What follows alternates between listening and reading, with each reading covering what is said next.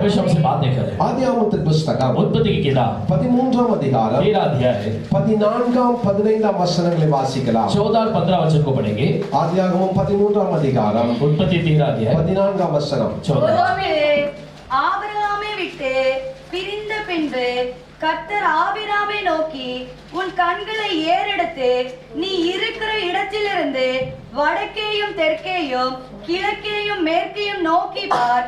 நீ பார்க்கிற இந்த பூமி முழுவதையும் நான் உனக்கும் உன் சந்ததிக்கும் என்றைக்கும் இருக்கும்படி கொடுத்து. जब लूत अब्राम से अलग हो गया तब उसके पश्चात यहोवा ने अब्राम से कहा, आंखें उठाकर जिस स्थान पर तू है वहां से उत्तर दक्षिण पूर्व पश्चिम चारों ओर दृष्टि कर, क्योंकि जितनी भूमि तुझे दिखाई देती है उस सब को मैं तुझे और तेरे वंश को युग युग के लिए दूंगा।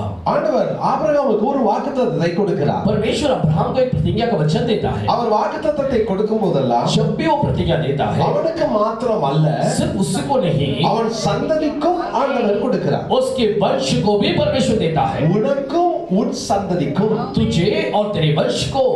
எப்பொழுதெல்லாம் ஆபிரகாமை ஆசீர்வதிக்கிறாரோ जब भी परमेश्वर अब्राहम को आशीष करता है அவனை மாத்திரம் அல்ல, उसको सिर्फ नहीं அவனுடைய குடும்பத்துக்கும் அவன் சந்ததிக்கும் வாக்குத்தத்தத்தை கொடுத்தார். उसके परिवार उसके वंश को भी प्रतिज्ञा देता है। நம்முடைய தேவன் சந்ததியை ஆசீர்வதிக்கிற தேவன். हमारा परमेश्वर हमारे वंश को आशीष करता है। ஹalleluya. हालेलुया। நமக்கு மாத்திரம் அல்ல, हमें सिर्फ नहीं நம் சந்ததியையும் ஆசீர்வதிக்கிறவர். अपने वंश को भी आशीष करता है। நீங்க ஆதியாகமம் 12ஆம் அதிகாரத்திலேயே जो अब उत्पत्ति 12 अध्याय में ஆண்டவர் ஆபிரகாமை ஆசீர்வதிக்கும் போது परमेश्वर जब अब्राहम को आशीष करता है சந்ததிக்குரிய ஆசீர்வாதங்களை கொடுத்தார். वंश का जो आशीष है उसे देता है। நீங்க இந்த வாக்குத்தத்தங்களை கர்த்தர் கொடுக்கும்போது ये प्रतिज्ञा का वचन जो परमेश्वर देता है, ஆபிரகாமுக்கு பிள்ளை இல்லை, इब्राहिम को संतान नहीं था, ஆனால் அப்பொழுதே ஆண்டவர் அப்படி ஆசீர்வதித்தார். तब ही परमेश्वर इस वचनों के द्वारा उसे आशीष किया। இன்னைக்கு நிறைய பேருக்கு நம்முடைய குடும்பம் நம்முடைய சந்ததி ஆசீர்வாதமா இருக்குமா அப்படின்னு ஒரு பெரிய ஒரு கேள்வி அல்லது அதை குறித்த ஒரு தெளிவு இல்லாமல் இருக்கிறார். आज कई लोगों को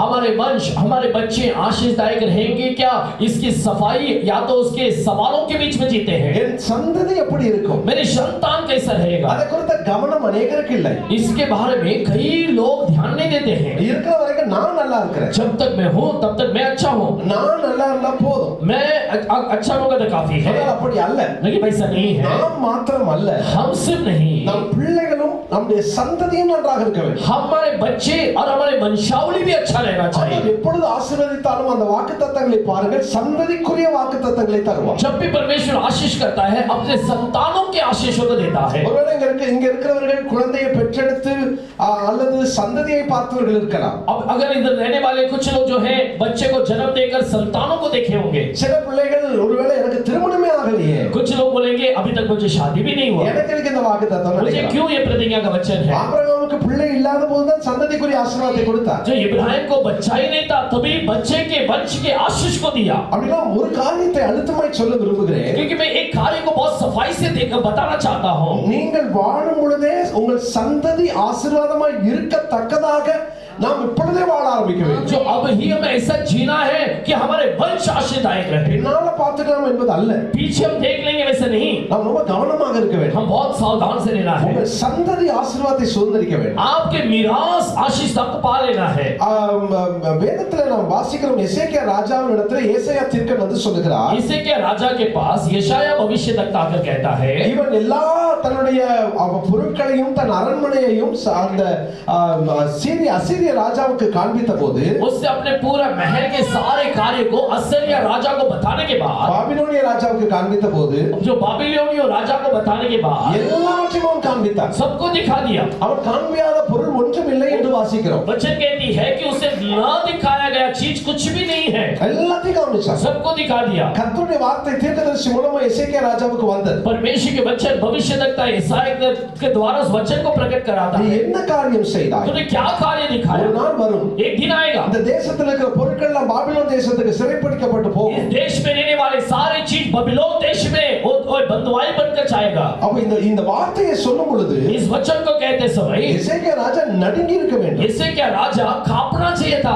தேவனுடைய சமூகத்துல விழுந்து அழுதிருக்கணும். ये परमेश्वर की उपस्थिति में गिर कर रोना चाहिए था। என்ன சொன்னார் தெரியுமா? उसे क्या कहा मालूम है? நல்ல வேளை ஏன் நாட்கள் நடக்காம என் பிள்ளைங்க நாட்கள் நாட்கள் தான் நடக்கும். उसने कहा अच्छी बात है, मेरे जीवन में नहीं घट रहा है बल्कि मेरे बच्चों के जीवन में घट रहा है। எத்தனை பெரிய ஒரு கவனக்குறைவு. कितना उसके बारे उसका असावधानी हम देख सकते हैं। நாம் யோசிக்க வேண்டும். मैं सोचना चाहिए, இன்னைக்கு நான் வாழுகிற வாழ்க்கையின்படி आज मैं जीता हूँ जीवन के समय, நான் நல்லா இருப்பேனா? मैं अच्छा रहूंगा, என் பிள்ளைங்க நல்லா मेरे இருப்பாங்களா? बच्चे अच्छे रहेंगे, என் சந்ததி நல்லா இருக்குமா? मेरे वंशावली अच्छा रहेगा, அப்புறம் பார்த்துக்கலாம் என்பது அல்ல. उसके बाद देख लेंगे, ऐसा नहीं है। நான் சொல்லுவேன், मैं कहूंगा இன்னைக்கு பார்க்கலன்னா என்னைக்கு பார்க்க முடியாது. आज देखेंगे बोलेंगे तो कभी नहीं देख सकते हैं। இன்னைக்கு திருந்தலன்னா நம்ம இன்னொரு நாள் திருந்துவோன்றது என்ன நமக்கு நம்பிக்கை கிடையாது. आज अगर हम मन नहीं फिराते तो और एक दिन फिराएंगे, इसका कोई भरोसा नहीं। வேதம் சொல்லுகிறது இன்றைக்கே ரட்சணை என்ன? वचन कहती है आज ही उद्धार का दिन है, இதுவே अनुग्रह का, आज ही अनुग्रह का दिन है, இன்னொரு நாள் அல்ல. और एक दिन नहीं है। பரிசுத்த ஆவியானவர் வேதத்திலே இன்றுதான் சொல்லுகிறார், நாளை என்று சொல்லவில்லை. पवित्र आत्मा शास्त्र में आज के बारे में कहता है, कल के बारे में नहीं। இன்று உங்களை ஆசீர்வதிப்பார். आज मैं तुम्हें आशीष करूंगा, இன்று உங்களை பரிசுத்தம் பண்ணிக்கொள்ளுங்கள். आज आप पवित्र कर लो। இன்று அவருடைய சத்தத்தை கேட்டால் आज अगर हम उसकी आवाज को सुनेंगे, உங்கள் இருதயத்தை आप கடினப்படுத்தாதீர்கள். हृदय को कठोर मत करो। காரணம் என்ன? कारण क्या है? இன்று கர்த்தர் நம்மை சரிப்படுத்தினார், आज अगर परमेश्वर में सीधा करता है, நம் சந்ததி நன்றாக இருக்கும். हमारे वंश आशीषदायक। நாம் தான் சரிப்படுத்த விட்டு கொடுக்க வேண்டும். हम भी अपने आप को ठीक करने के लिए सौंपना है, நாம் ரொம்ப கவனமாக இருக்க வேண்டும். बहुत ध्यान से रहना है। நம்முடைய ஒவ்வொரு சின்ன காரியமும் हमारे हर एक छोटे कार्य நம்முடைய குடும்பத்தையும் சந்ததியையும் பாதிக்கும். हमारे परिवार वंशावली को वो जो बहुत तकलीफ देती है, இது யாரும் விதிவிலக்கே கிடையாது. इसमें कोई भी अलगाव नहीं है। நாம் பிள்ளைகளுக்கு ஆசீர்வாதங்களை வைக்க போகிறோமா? क्या हमारे बच्चों के लिए हम आशीष को रख किया சாபங்களை வைக்க जाएगा போகிறோம். या श्राप को रखा जाने वाले हैं? நிறைய பேர் சொத்து சேர்க்கிறேன்றதுல आज कई लोग जो है जायदाद को कमाते हैं, जायदाद को रखते हैं कहने में, பிள்ளைகளுக்கு சாபத்தை வச்சுட்டு போவாங்க. बच्चों के लिए श्राप रख के जाते हैं। பிள்ளைங்க சாபத்தை அனுபவிப்பாங்க. बच्चे लोग श्राप को देखते हैं, பரிதாபமா இருக்கும். बहुत पश्चाताप होता है। ஐயோ இப்படி இந்த பிள்ளைங்க கஷ்டப்படுறதுக்கு காரணம் உங்கள் பெற்றோர் அல்லவா? हाँ, ये बच्चे लोग इतना कष्ट उठाते हैं, इसका कारण उसके माता पिता है। அவங்க பண்ண தவறுகள் தானே. उन्होंने किया वो गलती है। அது நிறைய பேர் இன்னைக்கு வேதத்துல இந்த மாதிரி வார்த்தைகளை நம்புறது இல்ல. आज कई लोग परमेश्वर के वचनों को भरोसा नहीं करते हैं। ஒரு சகோதரன் சொன்னார், एक बार एक भाई ने कहा, அவர் இந்த நூதன உபதேசத்துல சிக்கி கொண்டவர். उन्होंने जो है कुछ अलग उपदेश के अंदर फंस गए थे। சாபமே கிடையாது பிரதர். और श्राप ही नहीं है जीवन में, சாபமே இல்ல. श्राप ही नहीं है। எல்லாம் இயேசு சிலுவையில முடிச்சிட்டார். सब कुछ यीशु ने क्रूस पर उठा लिया। சிலுவையில சாபத்துக்கான பரிகாரத்தை சம்பாதித்தார். यीशु ने क्रूस पर जो उस श्राप के परिहार को कमाया। சாபத்துக்கு ஒரு தீர்வு உண்டு. लेकिन श्राप के लिए भी तो एक श्राप के लिए भी एक फल है। அதுக்காக சாபம் இல்லாம இல்ல. इसलिए श्राप नहीं है। சாபத்தில் அடிபட்ட ஒருவன் அங்கே எடுக்க வேண்டிய மருந்து அந்த சிலுவையை நோக்கி பார்க்க வேண்டும். वो श्राप के लिए जो दवाई है मनुष्य के लिए, वो क्रूस की ओर देखना है। சிலுவையில இயேசு சிந்தின ரத்தத்தை அவன் சுமந்தரிக்க வேண்டும். क्रूस में यीशु ने बहाया गया लहू को कमाना है। இயேசு சிலுவையை சுமந்த அந்த சாபத்தை தீர்த்தது உண்மை. यीशु ने क्रूस को उठाकर श्राप को उठाया, सच बात है। அதை அனுபவிக்க வேண்டும். उसे अनुभव करना है। அனுபவிக்காத வரை अगर जब तक वो अनुभव नहीं करता है, சாபத்திலிருந்து வெளியே வர முடியாது. श्राप से बाहर नहीं आता। லோத்தையும் ஆபிரகாமையும் பாருங்கள். लूत और अब्राहम को देखो, ஆண்டவர் ஆபிரகாமுக்கு சொல்கிறார், परमेश्वर अब्राहम से कहता है, உன்னையும் உன் சந்ததியையும் ஆசீர்வதிப்பேன். तुझे और तेरे वंश को मैं आशीष करता हूं। லோத்துக்கு இப்படி ஆசீர்வாதத்தை கொடுத்தாரா? लूत को ऐसा आशीष दिया क्या? இல்லை. नहीं दिया। அவன் சந்ததியை ஆசீர்வதிப்பேன் என்று சொன்னாரா? उसके वंश को आशीष करूंगा कहा क्या? இல்லை. नहीं। என்ன காரணம்? कारण क्या है? ஆபிரகாமுடைய வாழ்க்கையில इब्राहिम के जीवन में ஒரு மிக முக்கியமான ஒரு தீர்மானம் ஒன்றை எடுத்தார். इस बहुत बड़ा मुख्य निर्णय को लिया। ஆதியாகமம் 13ஆம் அதிகாரம் उत्पत्ति 13 अध्याय 8ஆம் 9ஆம் வசனங்கள். 8 और 9 वचन। லோத்தின் மந்தை மேய்ப்பருக்கும் और जो लूत के उस चरवाहे ஆபிரகாமின் மந்தை மேய்ப்பருக்கும் और इब्राहिम के चरवाहे, இவ வாக்குவாதம் ஏற்படுகிறது. दोनों के बीच में थोड़ा सा जो एक झगड़ा हो रहा है। ஆபிரகாம் சொல்லுகிறார், इब्राहिम कहता है, நாம் சகோதரர்கள், हम दोनों भाई हैं, நாம் ஒருவர் வாக்குவாதம் பண்ணி சண்டை போட வேண்டாம். हम एक दूसरे से झगड़ा नहीं करना है। நீ இடதுபுறம் போனால் நான் வலதுபுறம் போகிறேன். अगर आप बाएं की ओर जाते हैं तो मैं दाईं ओर जाता நீ हूँ, வலதுபுறம் போனால் நான் இடதுபுறம் போகிறேன். या आप दाएं ओर जाते हैं तो मैं बाएं ओर जाता हूँ। தேசம் எல்லாம் உனக்கு முன்பாக ये இருக்கிறது. पूरा देश तेरे आगे है, நீ புறப்படு என்று அனுப்பினார். तो जा करके वो लौट उसको जाने देता है। லோத்தை மனதார அனுப்பி வைத்தார். जो लूत को पूरे मन से बेचता है। ஆண்டவர் லோத்தை எப்பொழுது ஆபிரகாமை விட்டு பிரித்தாரோ, लेकिन लूत को जब परमेश्वर ने अब्राहम से अलग किया, லோத்து பிரிய ஆபிரகாம் விட்டு கொடுத்தாரோ जो लूत को अलग होने के लिए इब्राहिम ने छोड़ दिया, அப்பொழுதுதான் இந்த வாக்குத்தத்தம் கிடைக்கிறது. तब ही ये प्रतिज्ञा का वचन मिलता है। நன்றாய் கவனியுங்கள். अच्छे ध्यान दीजिए, பிரித்தெடுக்கப்படும் போதெல்லாம் जब भी अलग किया जाते हैं ஆண்டவர் இந்த வாக்குத்தத்தத்தை தருவார். परमेश्वर प्रतिज्ञा का वचन देगा। தன்னுடைய தகப்பன் வீட்டை விட்டு ஆபிரகாமை பிரித்தெடுத்தார். जब अपने पिता के घर से अब्राहम को अलग किया, சந்ததிக்குரிய ஆசீர்வாதத்தை தந்தார். वंश का आशीष को दिखाया। இங்கே லோத்தை விட்டு ஆபிரகாமை பிரித்தெடுத்தார். यहाँ लूत से अब्राहम को अलग करता है, சந்ததிக்குரிய ஆசீர்வாதத்தை தந்தார். वंश के आशीष को दिखाता है। ஆகமம் 22ஆம் அதிகாரத்திலே जो उत्पत्ति 22वां अध्याय में தன்னுடைய உள்ளத்திலிருந்து ஈசாக்கை பிரித்தெடுத்தார். अपने दिल से इसहाक को अलग कर रहा है, பலிபீடத்திலே கிடத்தினார். जो वेदी में सुलाता है, சந்ததிக்குரிய ஆசீர்வாதத்தை தந்தார். संतान के आशीष को देता है। ஆண்டவர் யாரையெல்லாம் பிரித்தெடுக்கிறாரோ परमेश्वर जिस चीज को अलग करता है, பிரித்து எடுக்கப்படுகிற அந்த அனுபவத்துக்குள் யார் வருகிறார்களோ जो जो अलग किया वो अनुभव के अंदर में आते हैं, அவர்களை கர்த்தர் அந்த வாக்குத்தத்தங்களால் நிரப்புவார். वो परमेश्वर उस प्रतिज्ञा के वचनों से भरता है। உங்களுக்கு இந்த வாக்குத்தத்தத்தை தர விரும்புகிறார். आपको भी वो वचन को देना चाहता है। எப்பொழுது தெரியுமா? कब मालूम है? லோத்தை அனுப்புங்க. लूत को भेजो। இன்னைக்கு செய்தி இதுதான். ये आज संदेश है। லோத்தை அனுப்புங்க. लूत को भेजो। நீங்க உடனே நினைக்க கூடாது. तुरंत ये नहीं सोचना है ஆண்டவர் தீர்க்கதரிசனமா என் கூட பேசுறாரு. परमेश्वर भविष्यवाणी का वचन बात करे। எங்க வீட்ல ஒருத்தவங்க இருக்காங்க, हमारे घर में एक व्यक्ति है, வயசானவங்க. ये बहुत बुजुर्ग, எப்போ அனுப்பலாம்னு காத்திருக்காங்க. कभी उन्हें भेजे में से सोच रहा है। கர்த்தர் உங்க மூலமா பேசுறாரு. परमेश्वर आपके जरिए बात कर रहा है। எங்க வீட்ல ஒரு லோத்து கிடக்குது, हमारे घर में एक लोथ है, எப்போ அனுப்பலாம்னு இருக்கிறேன். कभी भेजो ऐसे मैं கர்த்தர் பேசிட்டார். परमेश्वर बात कर உங்க வீட்ல உங்க வீட்டை பிரிக்கிறதுக்கு நான் வரல. आपके घर को अलग करने के लिए मैं नहीं आया। உங்க வீட்ல இருக்கிற யாரையும் உங்க குடும்ப அங்கத்தினர்களை லோத்தா பாத்துறாதீங்க. आपके घर के परिवार के सदस्यों को लूत के समान मत देखिए। நம்ம சில நேரம் சில லோத்தை பிரிச்சுதான் ஆகணும். कई बार कुछ लोथों को अलग करना पड़ता है, ஆனா நான் சொல்றது உங்க உறவுகளை சார்ந்த லோத்தை அல்ல. लेकिन मैं कहता हूँ आपके रिश्तों का लूत को नहीं। நம்ம நிறைய நேரம் உடனே நம்ம மைண்ட் அப்படிதான் போகும். तुरंत हमारा दिमाग उसे ले जाता है। எங்க வீட்ல ஒரு லோத்து உட்கார்ந்து இருக்கு பிரதர். हमारे घर में एक लोथ बैठा है ब्रदर। எங்க வீட்ல கர்த்தருடைய கிருபையில வயதானவர்களை வைத்து அவர்கள் கடைசி காலம் வரைக்கும் பார்க்க பராமரிக்க எனக்கு கிருபை பாராட்டினார். हमारे घर में बुजुर्गों को आखिरी तक उनको देखने के लिए परमेश्वर मुझे अनुग्रह दिया है। என்னுடைய பாட்டியவும் 96 வயதுல தான் மரித்தார்கள். पास्टर जी के जो दादी माँ जो है 96 उम्र में ही वे गुजरे, என் கூடவே இருந்தார்கள். उनके साथ ही थे। அப்படி ஒரு ஜெப ஒரு பிரேயர் வாரியர். उतना प्रार्थना के वीर थे। ஊழியக்காரி இல்ல, और सेवक के सेवकाई नहीं, ஜெபிப்பார்கள். लेकिन प्रार्थना करते। அதிகாலை 3:30 ஜெபம் तो பண்ணுவாங்க. सुबह 3:30 बजे उठकर प्रार्थना, 12 மணிக்கு ஜெபம் பண்ணுவாங்க. 12 बजे प्रार्थना, இரவு 11 மணிக்கு ஜெபம் பண்ணுவாங்க. रात को 11 बजे प्रार्थना करते। நெடு முழங்கால நின்னு ஜெபம் वो பண்ணுவாங்க. सीधा घुटने में प्रार्थना करते हैं। நான் ஊழியத்தை முடிச்சு வீட்டுக்கு வர வரைக்கும் ஜெபிச்சிட்டு இருப்பேன். मैं सेवकाई खत्म कर घर आने तक में प्रार्थना करते रहेंगे। அப்படி ஒரு ஜெப வீராங்க. वैसे एक प्रार्थना के वीर, அவர்கள் கடைசி மரணம் வரைக்கும் கர்த்தர் கிருபையில நான் வைத்திருந்தேன். जो उनके आखिरी मरण तक परमेश्वर के अनुग्रह में मेरे साथ என்னுடைய रहा। அம்மா என் அப்பாவும் என் கூட தான் இருந்தாங்க. मेरे माता पिता दोनों मेरे साथ அவர்கள் रहे। மரண காலம் வரைக்கும் என் கூட தான் இருந்தாங்க. उनके मरण के दिन तक पास्टर जी के साथ ही थे। இப்பதான் 2-3 ஆண்டுகளுக்கு முன்பு என்னுடைய அம்மா அப்பா மரித்தார்கள். और 2-3 साल के पहले ही पास्टर जी के माता पिता दोनों गुजर गए थे। அவர்கள் அப்படி ஜெபிப்பார். वो भी उतने प्रार्थना करते हैं। ஒரு நாள் ஒரு பையன் வந்தான். एक दिन एक भाई आया, அவன் நான் யூத் எல்லாம் எடுத்திருக்கேன். அவனுக்கு जो यूथ मीटिंग उनको चलाया, அவன் நல்ல பையன் தான். बहुत अच्छा लड़का, அவன் வந்திருந்தான். वो आ गया था। அவன் வந்தோடனே எங்க பாட்டியம்மா எழுந்து அவர்கள் அறைக்கு போனாங்க. जो दादी माँ जाकर उनके कमरे में गए, அவன் சொன்னான், उसे कहा, அண்ணே भाई எப்படிதான் இந்த பெருசுகளை வச்சு நீங்க காலம் தள்ளுறீங்களோ, कैसा ये बुजुर्गों को रखकर आप अपने जीवन को बिता रहे हैं। வீடு ஃபுல்லா ஹோம் ஃபாரேஜ் மாதிரி நடத்துறீங்க. जो घर पूरा जो है ऐसे होम में एज होम जैसा आप चला रहे हैं। எல்லா வயசானவங்க எப்படின்னு வச்சிருக்கீங்க. कैसा बुजुर्गों को आप रखे हैं। நான் சொன்னேன், मैंने कहा, நீயா இருக்க போய் தப்பிச்சிட்டடே, तू है तो बच गया, இன்னொருத்தனா இருந்தா और दूसरा कोई होता மண்டையில கொட்டிட்டு இருக்கோம். और फिर उसको तेरे सिर पे मारना होता। இவங்க பெருசா உனக்கு ये तो आपके लिए बड़े हैं क्या। இல்லடே. क्या है भाई। நான் சொன்னேன், मैंने कहा, உங்க வீட்டுல உங்க அப்பா அம்மா வச்சு பார்க்க மாட்டியா, आपके घर में माता पिता को रखकर नहीं देखेंगे, அவங்க உனக்கு ஆசீர்வாதம். वो आपके आशीष है। ஆமென். हमें பெரியவர்களை கனப்படுத்துங்கள், बड़ों को आदर दो, அது உங்களுக்கு ஆசீர்வாதம். आपके आशीष है। அவங்க உங்க வாழ்க்கைக்கு ரொம்ப முக்கியமான சொத்து. वो जो है आपके जीवन के लिए बहुत मुख्य जायदाद है। சொத்து வச்சிருந்தாதான் இல்ல.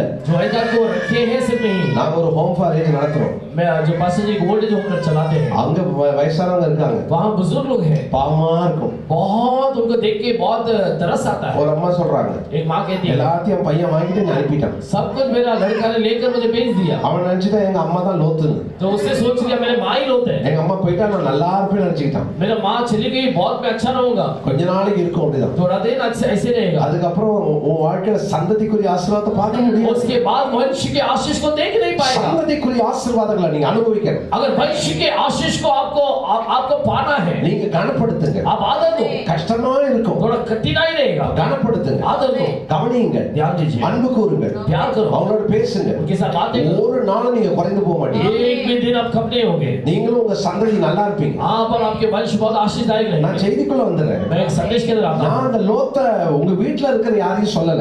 ये लोथ आपके घर में रहने वाले कोई रिश्ते नहीं है। நான் சொல்லுகிற அந்த லோத்து मैं कहने वाले लोथ, நமக்குள்ள இருக்கிற லோத்து. हमारे अंदर रहने वाले लोथ। லோத்து என்று சொன்னால் लूच कहे முக்காடு என்ற அர்த்தம். उसका घूंघट का अर्थ है அவன் இருக்கிறதே தெரியாது, वो जैसा रहता है वो पता नहीं चलता, அடையாளமே தெரியாது, उसका कोई चिन्ह ही नहीं है, ஆனா உள்ள உட்கார்ந்து இருப்பான். लेकिन अंदर रहेगा। யாருக்குள்ள? किसके अंदर? நம்ம ஒவ்வொருவருக்குள்ளே உட்கார்ந்து हमारे अंदर रहता है। இந்த லோத்தை வெளியே அனுப்புனா इस लूत को बाहर भेजेंगे, நம்ம நல்லா இருப்போம், बहुत अच्छा रहेगा, நம்ம சந்ததி நல்லா இருக்கும். हमारा वंश अच्छा रहेगा। உள்ளே லோத்தை உட்கார வச்சுக்கிட்டு अंदर ही लूत को रखकर நம்ம அட்ஜஸ்ட் பண்ணிட்டே வாழலாம் हम நினைப்போம். एडजस्ट करके जिएंगे समझ रहे हैं। அனுப்ப வேண்டிய லோத்தை விட்டுருவோம், जो विदाई करना उस लोत को विदाई नहीं करेंगे, கனப்படுத்த வேண்டிய லோத்தை வெளியே அனுப்ப जो நினைப்போம். आदर देना है उस लोत के लिए उस लोत को बाहर भेज देंगे। நீங்கள் அனுப்ப வேண்டிய லோத்து आप बाहर भेजने वाले लोग 3 அனுபவங்களை சொல்லுகிறேன். 3 अनुभव कहता हूं। முதலாவதாக पहला ஆதியாகமத்தின் புத்தகம் उत्पत्ति की किताब 13ஆம் அதிகாரம் 13 अध्याय 10வது வசனம். 10वां वचन, வேதம் சொல்லுகிறது, वचन कहती है, லோத்து தன் கண்களை ஏறெடுத்து பார்த்தான். जो लूत ने अपनी आंखें उठाकर देखा, யோர்தானுக்கு அருகாய் இருக்கிற சமபூமியை அவன் பார்க்கிறான். यरदन नदी के पास वाली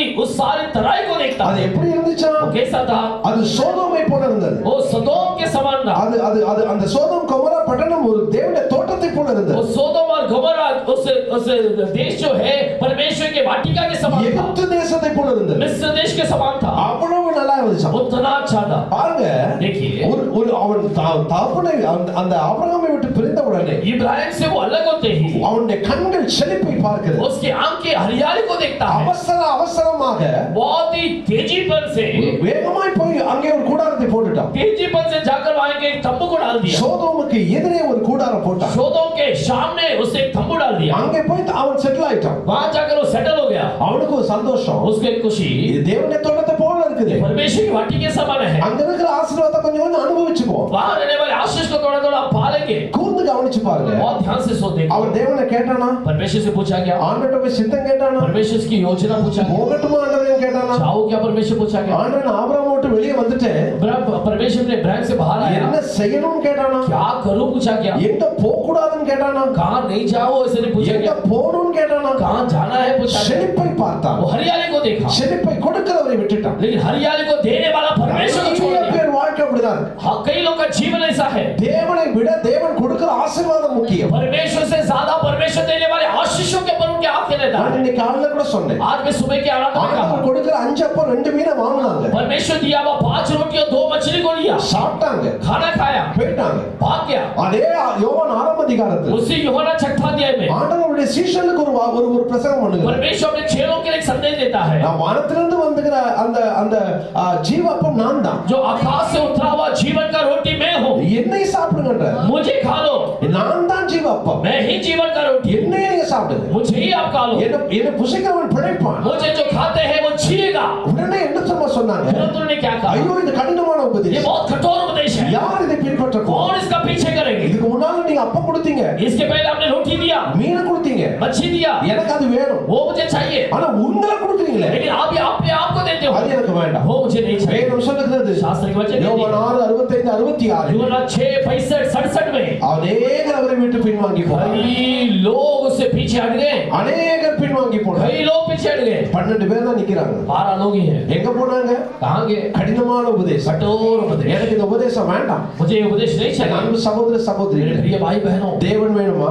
परमेश्वर चाहिए, தேவன் கொடுக்கிற ஆசீர்வாதம் வேணும். परमेश्वर देने वाला आशीष चाहिए। நம்ம தேவன் கொடுக்கிற ஆசீர்வாதத்தை தானே கேட்கிறோம். हम परमेश्वर देने वाला आशीष ही मांगते हैं ना, தாங்க தாங்க தாங்கன்னு கேட்கிறோம். दे दो परमेश्वर करके मांगते हैं, ஆண்டவர் கொடுக்கிறார். परमेश्वर देता है। ஆசீர்வாதம் வந்த உடனே आशीष आते ही சபையை மறந்துடுவோம், कलीसिया भूल जाते हैं, ஆராதனையை மறந்துடுவோம், आराधना भूल जाते हैं, எல்லாத்தையும் மறந்துடுவோம், सब कुछ भूल जाते हैं, ஊழியங்களை மறந்துடுவோம். सेवकाई को भूल जाते திரும்ப हैं। ஒரு தேவை வரும், उसके बाद एक जरूरत அப்ப आएगी, கர்த்தர் வேணும். तब परमेश्वर चाहिए। ஒருவேளை एक समय இந்த நாட்கள் அப்படிப்பட்ட ஒரு நிலைப்பாட்டில் இருந்தால் आज ऐसे एक परिस्थिति में है तो மனம் திரும்புவோம். मन फिराओ। தேவன் இல்லாமல் வருகிற எந்த ஆசீர்வாதம் நமக்கு வேண்டாம். परमेश्वर के बगैर कोई भी आशीष हमें नहीं चाहिए। ஒரு ஆசீர்வாதம் தேவன் கொடுக்கலையே அது வேண்டாம். एक आशीष अगर परमेश्वर जो नहीं देता है तो नहीं चाहिए हमें। அது எத்தனை கோடிகளா இருந்தாலும் சரி, कितने करोड़ों रुपया क्यों ना हो, கர்த்தர் கொடுக்கட்டும். परमेश्वर देने दो, கர்த்தர் கையிலிருந்து பெற்றுக்கொள்ளும். परमेश्वर के हाथों से पा दो, நம்முடைய கண்கள் அவரையே நோக்கட்டும். हमारी आंखें उसकी ओर लगने दो, அவர் கையை அல்ல. उसके हाथ नहीं। வேதம் சொல்லுகிறது சொல்லுகிறது வேலைக்காரனுடைய கண்கள் எஜமானின் கைகளை நோக்கி இருக்கும். जो नौकर की आंखें मालिक के हाथों की ओर लगी हैं, வேலைக்காரின் கண்கள் எஜமாட்டியின் கைகளை நோக்கி இருக்கும். जो सेविका है उसकी आंखें जो मालिकीन के हाथों की ओर लगी है. ஆனா அழகா தாவீது சொல்றாரு, लेकिन दाऊद राजा अच्छा कहता எங்களுக்கு है, இரக்கம் கிடைக்கும் வரைக்கும் हमें दया मिलने तक எங்கள் கண்கள் हमारी आंखें உண்மையே तेरी ओर, கண்களை அல்ல हमारी आंखें உண்மை तेरी ओर. என்ன அர்த்தம்? उसका अर्थ क्या है? அவர் சொல்லுகிறார், என் முகத்தை தேடுங்கள் என்று சொன்னீரே கர்த்தாவே. हे प्रभु तूने कहा कि तेरे चेहरे को ढूंढो. உம்முடைய முகத்தையும் சொல்லல, तेरे चेहरे को ही सिर्फ नहीं, உம்முடைய முகத்தையே தேடுவேன். तेरे चेहरे को ही मैं ढूंढ என்ன रहा हूं. அர்த்தம் தெரியுமா? उसका अर्थ क्या है? எனக்கு நீங்க தான் வேணும், मुझे तू ही चाहिए, உங்க கிட்ட இருந்து ஒரு ஆசீர்வாதம் தான் வேணும். तुझसे आने वाला आशीष ही चाहिए. லோத்து மிஸ் பண்ணிட்டான், लूत ने मिस किया, ஆசீர்வாதத்தை வாங்கினான். आशीष को लिया. நிறைய பேர் செய்யறது அதுதான். आज कई लोग यही करते हैं, ஆசீர்வாதத்துக்காக ஓடுவார்கள், आशीष के लिए दौड़ते हैं, ஆராதனையை விட ஆசீர்வாதத்தை தேடுவார்கள். आराधना से भी ज्यादा बढ़कर आशीष को ढूंढते அவங்களுக்கு हैं. வேலை முக்கியம், उनको काम मुख्य है, தொழில் முக்கியம். उसका धंधा मुख्य है. ஆசீர்வாதத்தை விட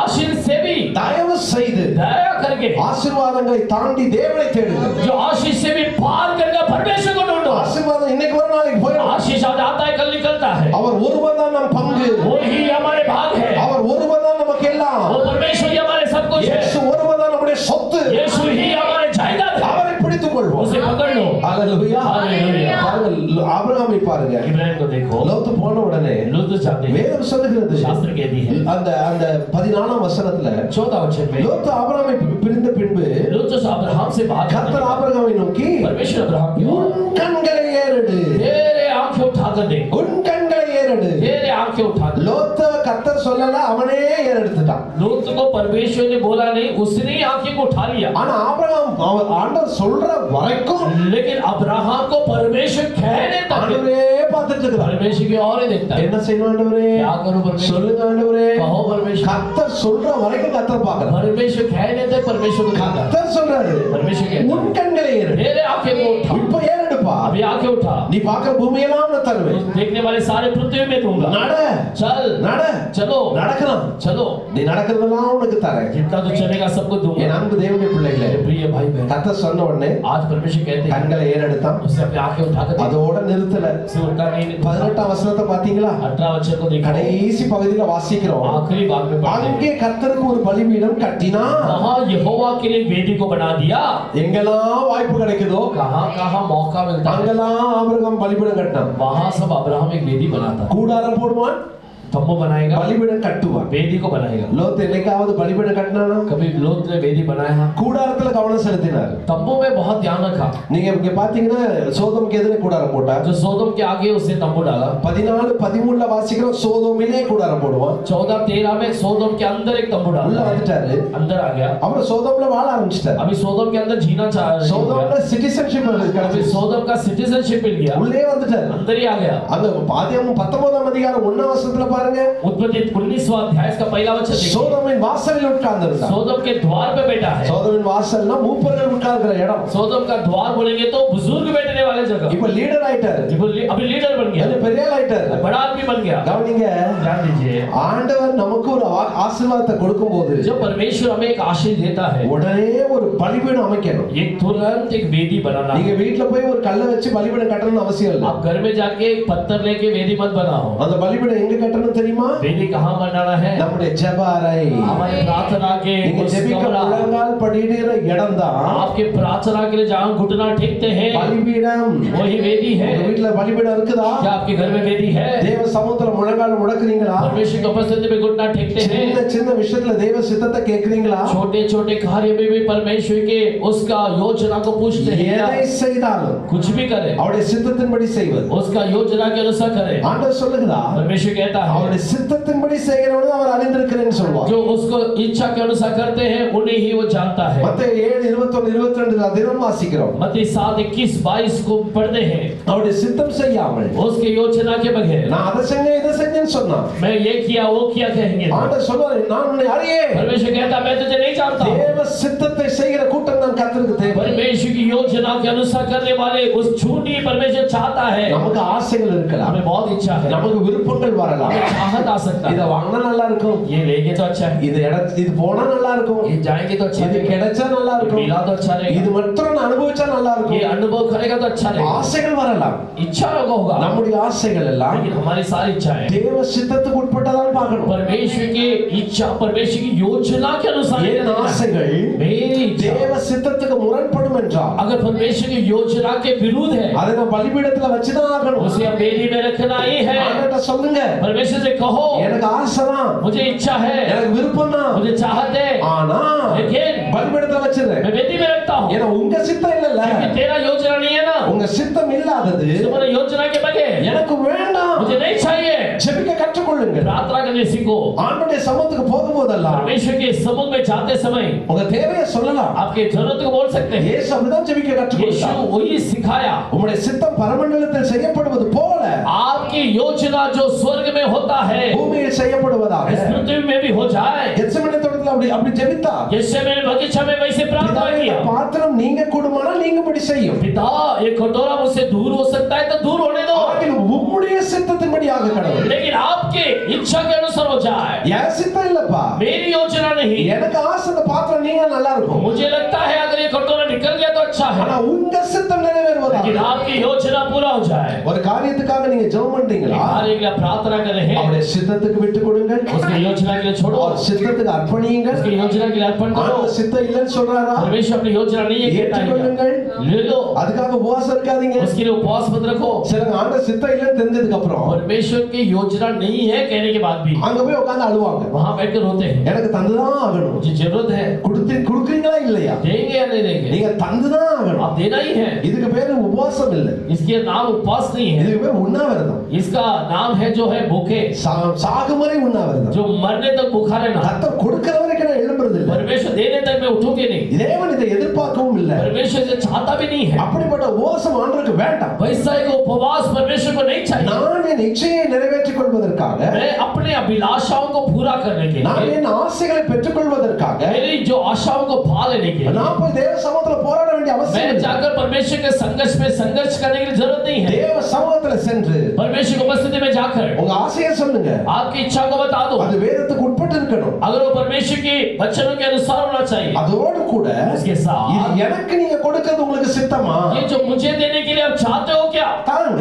दे दो। சித்தம் இல்லையா, आगे योजना அது नहीं है, வேண்டாம். वो नहीं चाहिए। ஆமென். ஆமென். அதனாலதான் ஆபிரகாம் தன் கண்களை ஏறெடுத்து அவன் தேவனை நோக்கி ஏறெடுத்து கொண்டான். इसलिए अब्राहम ने अपनी आंखों को परमेश्वर की ओर उठा रहा था। ஆனால் ஏற்ற நேரத்துல परमेश्वर ठीक समय में அவனை ஆசீர்வதித்தார். उसे आशीष किया। ஆமென். ஆமென்। ஹalleluya. ஹalleluya. அவங்க நினைச்சிருப்பாங்க, कई लोग सोचा होगा ஆபிரகாம் பிழைக்க தெரியாத ஆளு, इब्राहिम को जो जीने नहीं आता, அவன் அவனோட வயசுல சின்னவன் போய் எல்லாத்தையும் சுதந்திரிச்சுக்கிட்டான். ये वो इससे छोटा था, सब कुछ जाकर पा लिया है, व्यास कर लिया। கடன் போய் எல்லாத்தையும் எடுத்துட்டான். जो जल्दी जाकर तेजी तेजी से सब कुछ पा लिया, லோத்து பிடிச்சுக்கிட்டான். लोथ ने पकड़ लिया, ஆபிரகாம் லூஸ் பண்ணிட்டாரு. अब्राहम तो सब जो खो गया। சிலர் சொல்லுவாங்க, कुछ लोग कहते என் हैं கூட பிறந்தவன் எல்லாத்தையும் எடுத்துட்டான் பிரதர், मेरे साथ जन्मा था वो सब कुछ ले लिया, ஞானமா செஞ்சுட்டான் பிரதர், ज्ञान से कर लिया, நான் தான் பிரதர் ஏமாந்துட்டேன். मैं ही फंस गया ब्रदर। ஒரு நாளும் தேவனுடைய சித்தத்துக்கு செய்றவங்க, சித்தத்தின்படி வாழ்றவங்க ஏமாற மாட்டாங்க. जो कोई परमेश्वर की योजना के अनुसार करते हैं कभी फंसते नहीं है। எல்லாத்தையும் அனுபவிக்கிறதுனால அவன் பெரிய ஆளாக போறது वो இல்ல. सब कोई वो अनुभव करता है, इससे वो बड़ा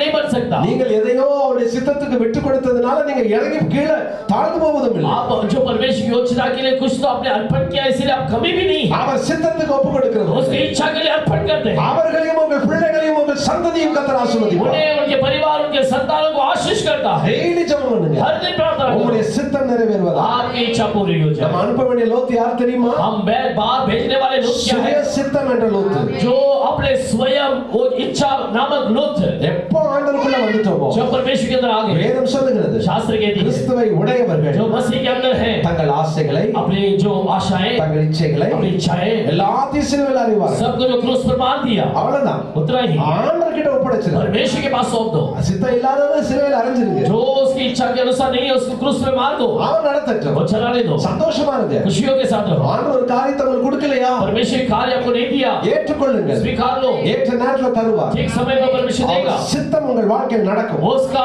इच्छा योजना तुम्हारे जीवन में पूरा होगा, விடவே மாட்டார். कभी नहीं छोड़ेगा. ஆமென் சொல்லாமா? आमीन. ஹalleluya. हालेलुया. அவர் சித்தம் உங்கள் வாழ்க்கையில் நடக்கட்டும். उसकी इच्छा आपके जीवन में पूरा हो जाए. முதலாவதாக पहला, சுய சித்தக்காரனாகிய லோத்து. जो स्वयं इच्छा का कारण था लूत. இரண்டாவதாக दूसरा, ஆதியாகமம் 19ஆம் அதிகாரத்துக்கு திருப்பிக் கொள்ளுங்க. उत्पत्ति 19वां अध्याय, நம்ம எல்லாருக்கும் தெரிந்த பகுதிதான். हम सब जानने वाले बात है. இங்க சோதோம் கொமோரா பட்டணத்துல இவரும் ஒரு குடும்பமும் செட்டில் ஆயிட்டாங்க. सोदोम और गोमोरा उस गांव में ये परिवार के साथ वहां सेटल हो गया.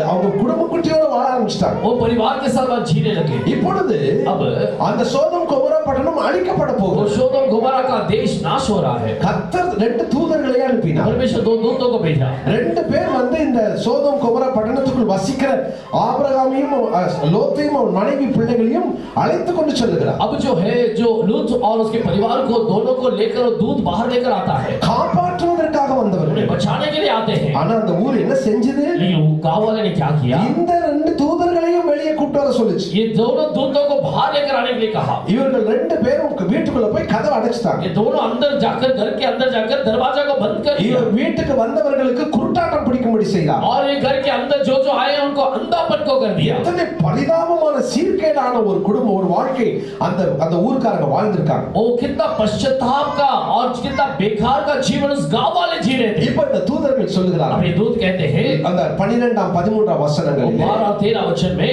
அந்த புருஷன் லோத்தை நோக்கி उस पुरुष लूत को और இவ்விடத்தில் இன்னும் உனக்கு யார் இருக்கிறார்கள்? और भी कोई है क्या तेरे लिए इधर? இன்னும் உனக்கு இவ்விடத்தில் யார் இருக்கிறார்கள்? यहाँ तेरा और कौन है? மருமகனாவது दामाद, உன் குமாரனாவது बेटे, உன் குமாரத்திகளாவது बेटियां பட்டணத்தில் உனக்குரிய எவர்களாவது இருந்தால் और नगर में तेरी जे कोई भी हो, அவர்களை இந்த ஸ்தலத்திலிருந்து வெளியே அழைத்துக் கொண்டு போ. उन सबों को लेकर इस स्थान से तो बाहर लेकर आ. நாங்கள் இந்த ஸ்தலத்தை அழிக்க போகிறோம். हम इस स्थान को नाश करने वाले हैं. இவர்கள் கூக்குரல் கர்த்தருடைய சமூகத்தில் பெரிதாய் இருக்கிறது. इनकी आवाज जो है परमेश्वर की उपस्थिति में बहुत ही भयानक है. இதை அழிக்க கர்த்தர் எங்களை அனுப்பினார் என்றார். नाश करने के लिए परमेश्वर में भेजा कहा. ஒரு வார்த்தையை கவனிச்சு பாருங்க. वचन को ध्यान रखो. இவ்விடத்தில் உனக்குரிய யாராவது இருக்கிறார்களா? इस जगह पे तेरे लिए कोई है क्या? இவ்விடத்தில் உனக்குரிய யாராவது இருக்கிறார்களா? यहाँ तेरा और कौन है क्या? அந்த சபையே प्यारे परमेश्वर के लोग, ஆண்டவர் நம்மிடத்தில் கேட்கிறார். आज परमेश्वर हमारे से पूछता है, இவ்விடத்தில் உனக்குரிய யாராவது இருக்கிறார்களா? यहाँ आपका कोई है क्या? நீங்க அடுத்த வசனத்தை பாருங்க. उसका अगला वचन देखिए. லோத்து போய் தன் மருமகன்களை கூப்பிடுகிறார். लोग जाकर अपने दामाद को पूछता है. தன் மகன்களை திருமணம் செய்ய போகிற மருமகன்கள் अपने जो बेटी के साथ विवाह करने वाले दामाद से पूछता है, மருமகன்களே दामाद கர்த்தர் இந்த ஸ்தலத்தை அழிக்க போறாருப்பா. परमेश्वर इस स्थान को नाश कर रहा है, சீக்கிரமா வாங்க. जल्दी आ जाओ. அவங்க ரெண்டு பேரும் உடனே சரி மாமான்னு வந்தாங்களா? ठीक है मामा करके आए क्या? என்ன சொன்னாங்க தெரியுமா? उन्होंने क्या कहा? பரியாசம் பண்ணாங்க. उन्होंने उसके टट्टा उड़ाए. அவங்க கேலி பண்றாங்க. उसको जो टट्टा उड़ाने लगे.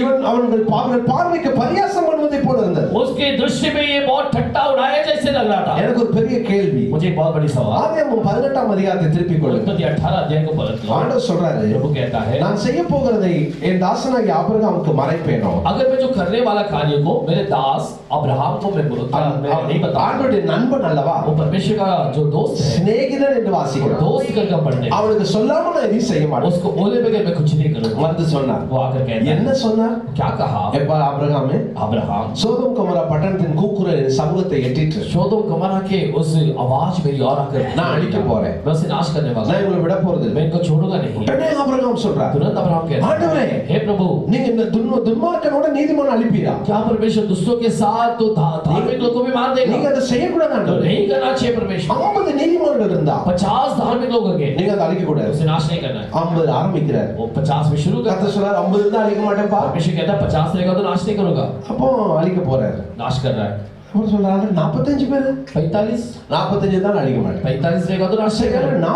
40 40 பேர் தான் அழிக்க மாட்டேன். 40 लोग रहेंगे तो मैं नाश नहीं ஆனா करूंगा. அழிக்க போறாரு.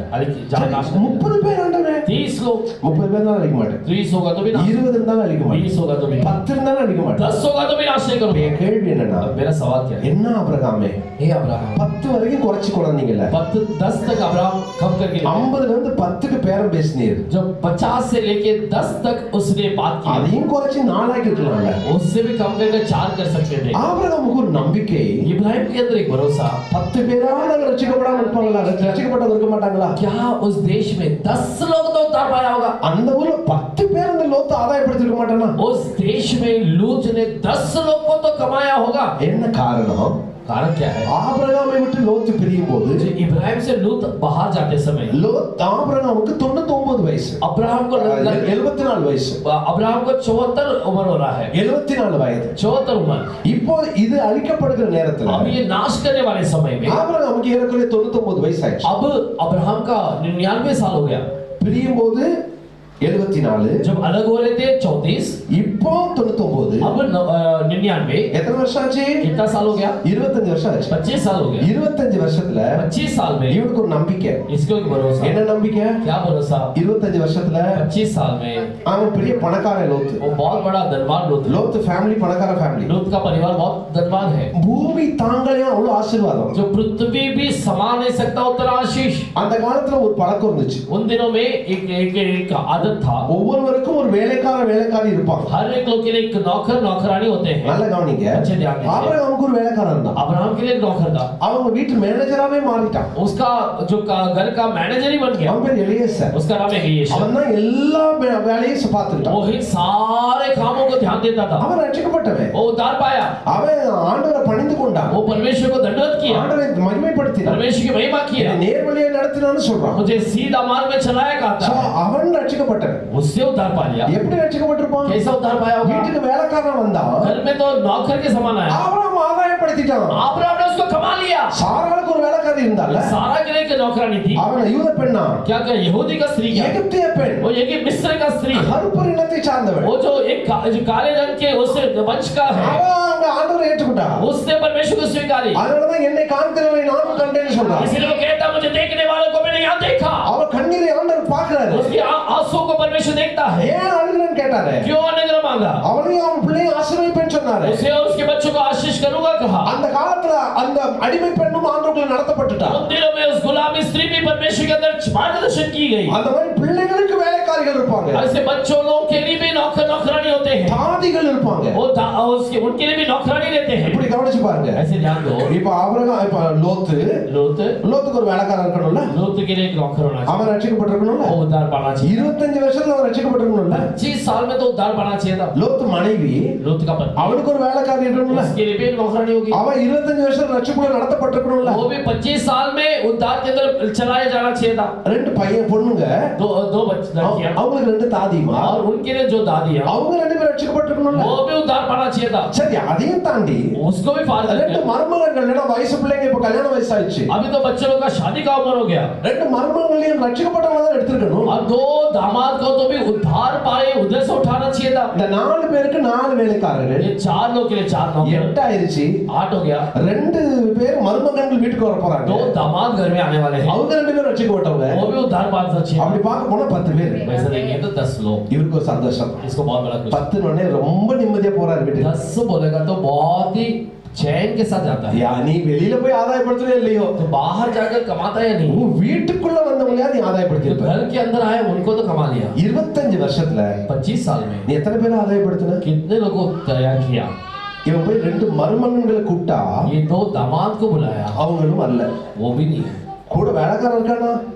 साथ में नौकर लोग हैं. அவனும் வரல. वो भी नहीं है. வேலைக்காரி வந்தாளா? नौकरानी आए. அவனும் வரல. वो भी नहीं है. பிள்ளைகளுக்கு தாதிமார் இருப்பாங்களே வந்தாங்களா? बच्चों के लिए देखभाल करने वाले महिलाएं थे. அவங்களும் வரல. वो भी नहीं है. 25 வருஷத்துல 25 साल में இந்த 4 பேர் தான். ये 4 ही लोग. இந்த 4ஓடவே வாழ்றாங்க. ये चारों जन के साथ जीते हैं. நான் கேக்குறேன், मैं पूछता हूँ இந்த ஊருக்கு வந்து इस गांव में आके எத்தனை வருஷம் ஆச்சு? कितने साल हुआ? யோசித்து பாருங்க. सोच कर देखो. நீங்க வேலை பார்க்குற இடத்துல போய் आप जो काम करते हो उस जगह पे जाकर எவ்வளவு நாள் ஆச்சு? कितने साल हुआ? உங்க தெருவுல வசிக்க ஆரம்பிச்சு आपके जो नगर में निवास करते हुए எவ்வளவு நாள் ஆச்சு? कितने साल हुआ? எத்தனை பேரை कितने लोग को இத்தனை காலங்கள்ல ரட்சிப்புல நடத்திருக்கோம்? इतने दिनों में उद्धार के अंदर चलाए. ஒருவேளை இன்னைக்கு हो सकता है आज உங்க தெருவுக்கு 2 தூதர்கள் வராங்க. आपके जो घर के इधर 2 दूत आते हैं. உங்ககிட்ட கேக்குறாங்க, आपसे पूछते हैं நீங்க இந்த ஊரில் உனக்குரிய யாராவது இருக்கிறார்களா? आप इस गांव में आपका कोई है क्या? அழைத்து கொண்டு வெளியே போ उन्हें लेकर बाहर आओ. அப்படின்னு சொன்னா ऐसे बोलेंगे तो உங்க பேச்சை கேட்டு எத்தனை பேர் வெளியே வருவாங்க? आपका आवाज को सुनकर आपके शब्द को सुनकर कितने लोग बाहर आएंगे? உங்களை நம்பி எத்தனை பேர் வெளியே வருவாங்க? आपको भरोसा करके कितने लोग आएंगे? ஏன் வரல அப்படின்னா अगर नहीं आते हैं तो அவங்க நம்ம இன்னும் தேவனுடைய ஊழியத்தை செய்ய ஆரம்பிக்கலாம். आम परमेश्वर की सेवा हम नहीं कर पाए, வரதா இருந்தா अगर आते हैं கண்டிப்பா உங்க ஆலயத்துக்கு வந்திருப்பாங்க. वो चर्च में भी आए, நீங்க கர்த்தருக்குள்ளே நடத்திருப்பீங்க. परमेश्वर के अंदर भी मार्गदर्शन. யோசிச்சு பாருங்க, நம்ம காலத்துல நம்ம ரட்சிக்கப்பட்ட இத்தனை வருஷத்துல देखो हम उद्धार पाकर इतने साल में எத்தனை பேரை கர்த்தருக்குள்ள நடத்தி, कितने लोग को परमेश्वर के अंदर எத்தனை मार्गदर्शन किया, பேரை தேவனுக்குள்ள ஆதாயப்படுத்தி, कितने लोग को परमेश्वर के अंदर कमाए होंगे. நம்ம ஆதாயப்படுத்துறோமா? हम कमाए हैं क्या? நிறைய நேரம் நம்ம மிஸ் பண்ணிட்டோம். कई बार इसे मिस कर दिया. 25 வருஷத்துல ஒருத்தருக்குள்ளே ரட்சிப்புல நடத்தி 25 साल में एक भी जन को कमाए नहीं. எதுக்கு நம்மள ரட்சித்தா? क्यों परमेश्वर हमें उद्धार किया? நிறைய பேர் சுயநலவாதியா இருக்காங்க. कुछ लोग जो है स्वार्थी बन गए. நிறைய பேருடைய வாழ்க்கை சுயநலமாயிடுச்சு. कई लोग का जीवन स्वार्थी बन जाता है. நான் ரட்சிக்கப்படணும், मैं उद्धार पा, என் மனைவி मेरा ரட்சிக்கப்படணும், पति उद्धार என் पा, கணவர் मेरा ரட்சிக்கப்படணும். पति उद्धार पा रहा है. பிள்ளைங்க ஏதோ கொஞ்சம் தாறுமாறா போனா जो बच्चे लोग इधर उधर भटकेंगे உடனே வந்து சர்ச்ல அழுவோம், तुरंत चर्च में आके रोएंगे, பாஸ்டர் அழுவோம். पास्टर के पास रोएंगे. பாஸ்டர் முன்னால மாதிரி என் பையன் வரதில்ல பாஸ்டர், पास्टर पहले जैसा मेरा बेटा नहीं है, பொண்ணு சர்ச்சுக்கு வரதில்ல பாஸ்டர், मेरा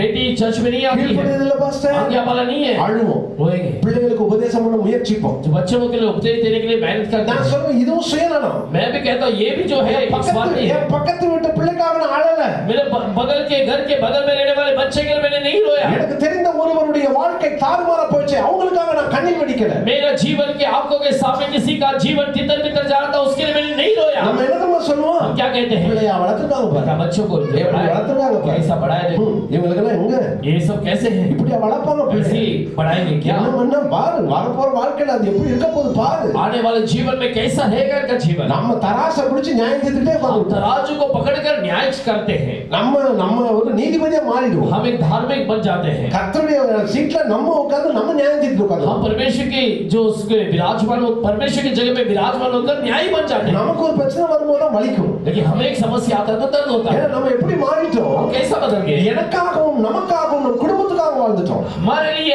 परिवार के लिए हम जीने लग गए. ஆண்டவருக்காக எதையும் செய்யவில்லை. परमेश्वर के लिए कुछ भी नहीं किया. ஆண்டவர் வர போறார். प्रभु आने वाला है. யோசித்து பாருங்க, கேள்வி கேட்பார். सोच कर देखिए, वो सवाल करेगा. லோத்து சம்பவம் சாதாரணமானது அல்ல, लूत का संभव साधारण नहीं है. திருஷ்டாந்தகமானது. वो बहुत बड़े दृष्टांत है. அன்றைக்கு நடந்தது இன்றைக்கு நடக்க போகிறது. वो उस दिन हुआ, आज घटेगा. வேதம் அப்படிதான் சொல்லுது. शास्त्र के वचन वही कहती பொய் है. உரையாத இயேசு அப்படிதான் சொல்லி இருக்கிறார். वो कभी झूठ न बोलने वाला परमेश्वर कहता है. லோத்தின் நாட்களில் நடந்தது போல நடக்கும். लूत के दिन में जैसा हुआ वैसे घटेगा. நோவாவின் நாட்களில் நடந்தது போல நடக்கும். नूह के दिन में जैसे घटा वैसे घटेगा. சடுதியிலே காரியம் வரும். वो अचानक कार्य आएगा. அப்ப ஆண்டவர் நம்மளை காப்பாற்றுவதற்கு சொல்லுவார், தூக்கிட்டு கூட்டிட்டு போடுவார். तो परमेश्वर हमें संभालने के लिए, बचाने के लिए कहेगा, उठाकर चलो. எத்தனை பேர் ஆதாயப்படுத்துறோம்? कितने लोग हमने कमाए? ஒண்ணுமே कुछ भी ஆதாயப்படுத்தலையே. नहीं कमाए.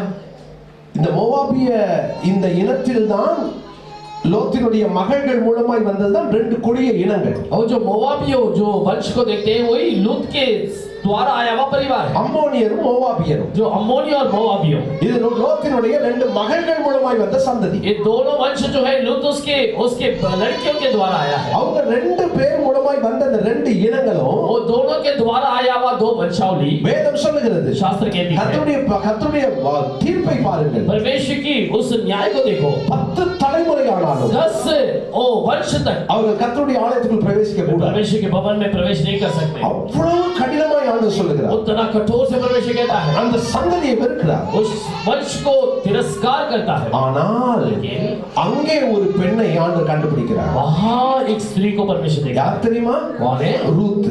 रूत, மோவாபிய பெண். मोवाबिय स्त्री. யோசித்து பாருங்க, அந்த மோவாபிய பெண்ணிட அந்த பெண் நகோமியை பிடித்துக் கொண்டார். उस मोवाबिय स्त्री नहोमी को पकड़ लेती है. நகோமி சொல்றாமா, நீங்க இருமா. नहोमी कहती है तो यहाँ रह जा. ரூத் சொல்றா, रूत कहती है இனி இதை குறித்து என் கூட பேசக்கூடாது. इसके बारे में तो कभी नहीं बातें. உம்முடைய தேவன் என்னுடைய தேவன், मेरा परमेश्वर मेरा परमेश्वर, உம்முடைய ஜனம் என்னுடைய ஜனம். तेरा लोग मेरा लोग है. நீர் மரிக்கும் இடத்திலே நானும் மரித்து அங்கே அடக்கம் பண்ணப்படுவேன். जहाँ तुम मरेगी वहीं मैं भी मर के दफनाई जाएगी. மரணமே அல்லாமல் நம்ம இருவரையும் பிரிக்க முடியாது. मरण के अलावा और कोई कार्य में जुदाई नहीं कर என்ன सकता. மாதிரி ஒரு கன்விக்ஷன், कितना बड़ी एक प्रतिज्ञा है. தெளிவாய் சொல்லுகிறார். और सफाई से कहती நான் है வருவேன். मैं आऊंगी. எத்தனை வருஷத்துக்கு ஆச்சு கல்யாணம் ஆகி? कितने साल हुआ शादी होके? 10 வருஷம். 10 साल. 10 வருஷம் ஆச்சு கல்யாணம் ஆகி. 10 साल हुआ शादी होके. நான் விசுவாசிக்கிறேன் 10 வருஷத்துல இந்த மோவாபிய பெண்ணாகிய இந்த ரூத்தை அவன் மாமி ஆதாயப்படுத்திட்டான். और जो 10 सालों के अंदर उस मोवाबिय स्त्री को और उसके मामी नहोमी ने कमा लिया. கர்த்தருக்குள்ள நடத்திட்டான். परमेश्वर के अंदर चला लिया. இதுதான் தேவன் நம்மிடத்தில் எதிர்பார்த்தார். यही चीज परमेश्वर हमसे अपेक्षा அவர் करता है. சொல்றார், இனி உம்முடைய தேவன் என்னுடைய தேவன். इसलिए वो कहती है कि तेरा परमेश्वर मेरा परमेश्वर है. மோவாப், அம்மோன், மோவாப் இந்த இனங்கள்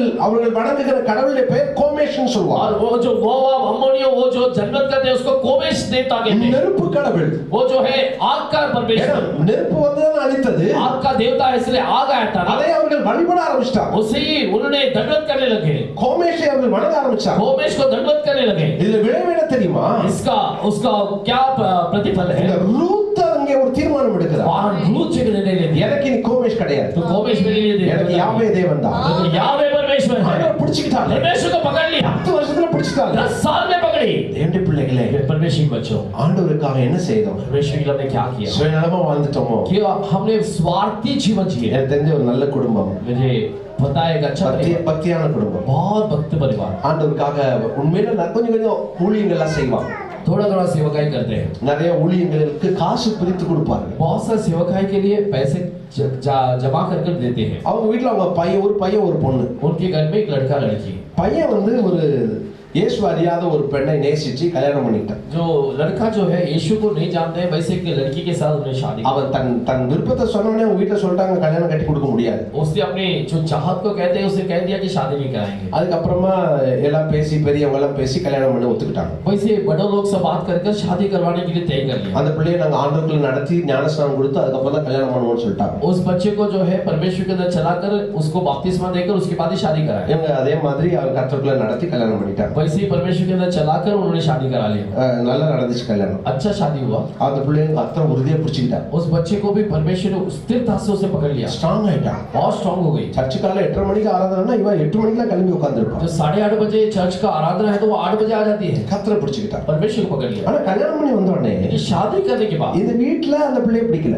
उस घर में उस बच्चे को पसंद नहीं है. அவங்க இந்த பிள்ளை ஹாலுக்கு வந்தா இவங்க எல்லாம் பெட்ரூமுக்கு போயிடும். ये लड़की हॉल में आते हैं, सब लोग बेडरूम में चले जाते हैं. இவங்க கிச்சன்ல இருக்கும்போது அந்த பிள்ளை வந்தா இவங்க கிச்சனை விட்டு வெளியே போயிடுவாங்க. वो किचन में रहते हैं तो ये लड़की किचन में जाते हैं, सब किचन से बाहर आते ஒரு हैं. 10 மாசம் 10 महीना இந்த பிள்ளையும் சர்ச்சுக்கு போவா.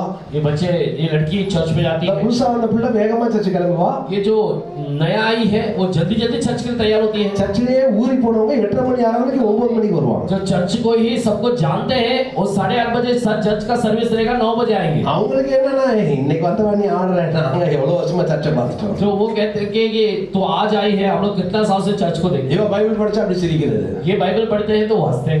ஒரு நாள் என்னாச்சு, एक दिन क्या हुआ, இவ சர்ச்சுக்கு கிளம்பாம வீட்டுல உட்காந்துருக்கா. ये जो चर्च के लिए तैयार नहीं हुई घर पे बैठी. புருஷன்காரன் கூப்பிடுறான், ஏன் வரல சர்ச்சுக்கு? पति ने पूछा क्यों चर्च में नहीं आया. நான் இன்னையில சர்ச்சுக்கு வர மாட்டேன், मैं आज से चर्च में नहीं आऊंगी, எனக்கு இந்த இயேசு வேண்டாம். मेरे को यीशु नहीं चाहिए. நீ நல்லதானே இருந்த, तो बहुत अच्छी थी. கல்யாணம் பண்ணும்போது சொல்லி தானே கல்யாணம் பண்ணுவோம். शादी करते तो ये बोल के ही आई. மாமியார் வந்து நிக்கிறான், उसके सासू माँ आके எனக்கு தெரியும் அப்பமே मुझे पता था तभी என் से. பிள்ளைய கல்யாணம் கட்டுறதுக்காக தான் நீ கிறிஸ்தவம் மாறினேன். तो मेरा लड़का का शादी करने के लिए तो मसीह बनी. அவங்க ஒரு பக்கம் நிக்கிறாங்க, वो एक जगह पे खड़ी है நாத்தனார் ஒரு பக்கம் நிக்கிறான், और उसका ससुराल एक जगह पे खड़ा है. குடும்பமே சூறாவளியா நிக்க. ऐसा पूरा परिवार उसके विरोध करे. அவ சொன்னாலாம், तो उसे कहा நீங்க சொல்ற இயேசு ரொம்ப நல்லவர், आप कहने वाला यीशु बहुत अच्छा है, எனக்கு ரொம்ப பிடிக்குது. मुझे बहुत पसंद है. நீங்க காட்டுற இயேசு ரொம்ப கெட்டவர். आप जो दिखाने वाला यीशु बहुत बेकार है.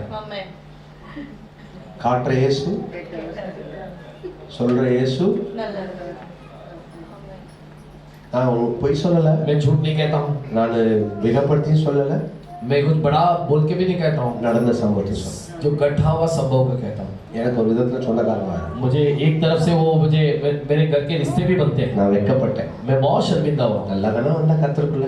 अच्छा आई थी परमेश्वर के अंदर. யார் காரணம்? कारण कौन है? இயேசுவை காட்டல, यीशु को नहीं बताया. இயேசுவை வாழ்க்கையில காட்டுங்க. यीशु को अपने जीवन में बताना है. சுயநலமா வாழ்ந்துட்டு இருக்கோம், वो अपने स्वार्थी में हम जीते हैं, நமக்காக வாழ்ந்துட்டு இருக்கோம். हमारे लिए जीते हैं. ஆண்டவருக்காக ஆத்மாவை செய்ய பிரயாசப்படுங்க. जो परमेश्वर के लिए जो प्राणों को कमाने के लिए प्रयास कर रहा है. பவுல் சொல்றான், நான் சுவிசேஷத்தை பிரசங்கித்து வந்து மேன்மை பாராட்ட எனக்கு இடம் இல்லை. जो पौलुस कहता है सुसमाचार कहता हूँ इसके लिए मैं घमंड नहीं कर सकता. அது என் மேல் விழுந்த கடமை. वो मेरे ऊपर गिरा हुआ जिम्मेदारी है. சுவிசேஷத்தை பிரசங்கியாவிட்டால் எனக்கு ஐயோ. अगर मैं सुसमाचार नहीं कहता हूँ तो मेरे लिए हाय है. சாட்சியை காத்துக்கொள்ளுங்க. अपने गवाही को संभाल लो. வேலை பார்க்குற இடத்துல நீங்க இயேசுவை காட்டுங்க. जहाँ आप काम करते हो यीशु को बताओ. உங்க தெருவுல இயேசுவை காட்டுங்க. आप जहाँ रहते हो वहाँ यीशु को बताओ. எப்படியாவது இயேசு அறிவிக்கப்படட்டும். कैसे भी यीशु बताया जाना है. சொன்னாங்க கிறிஸ்துவின் நற்கந்தங்கள்.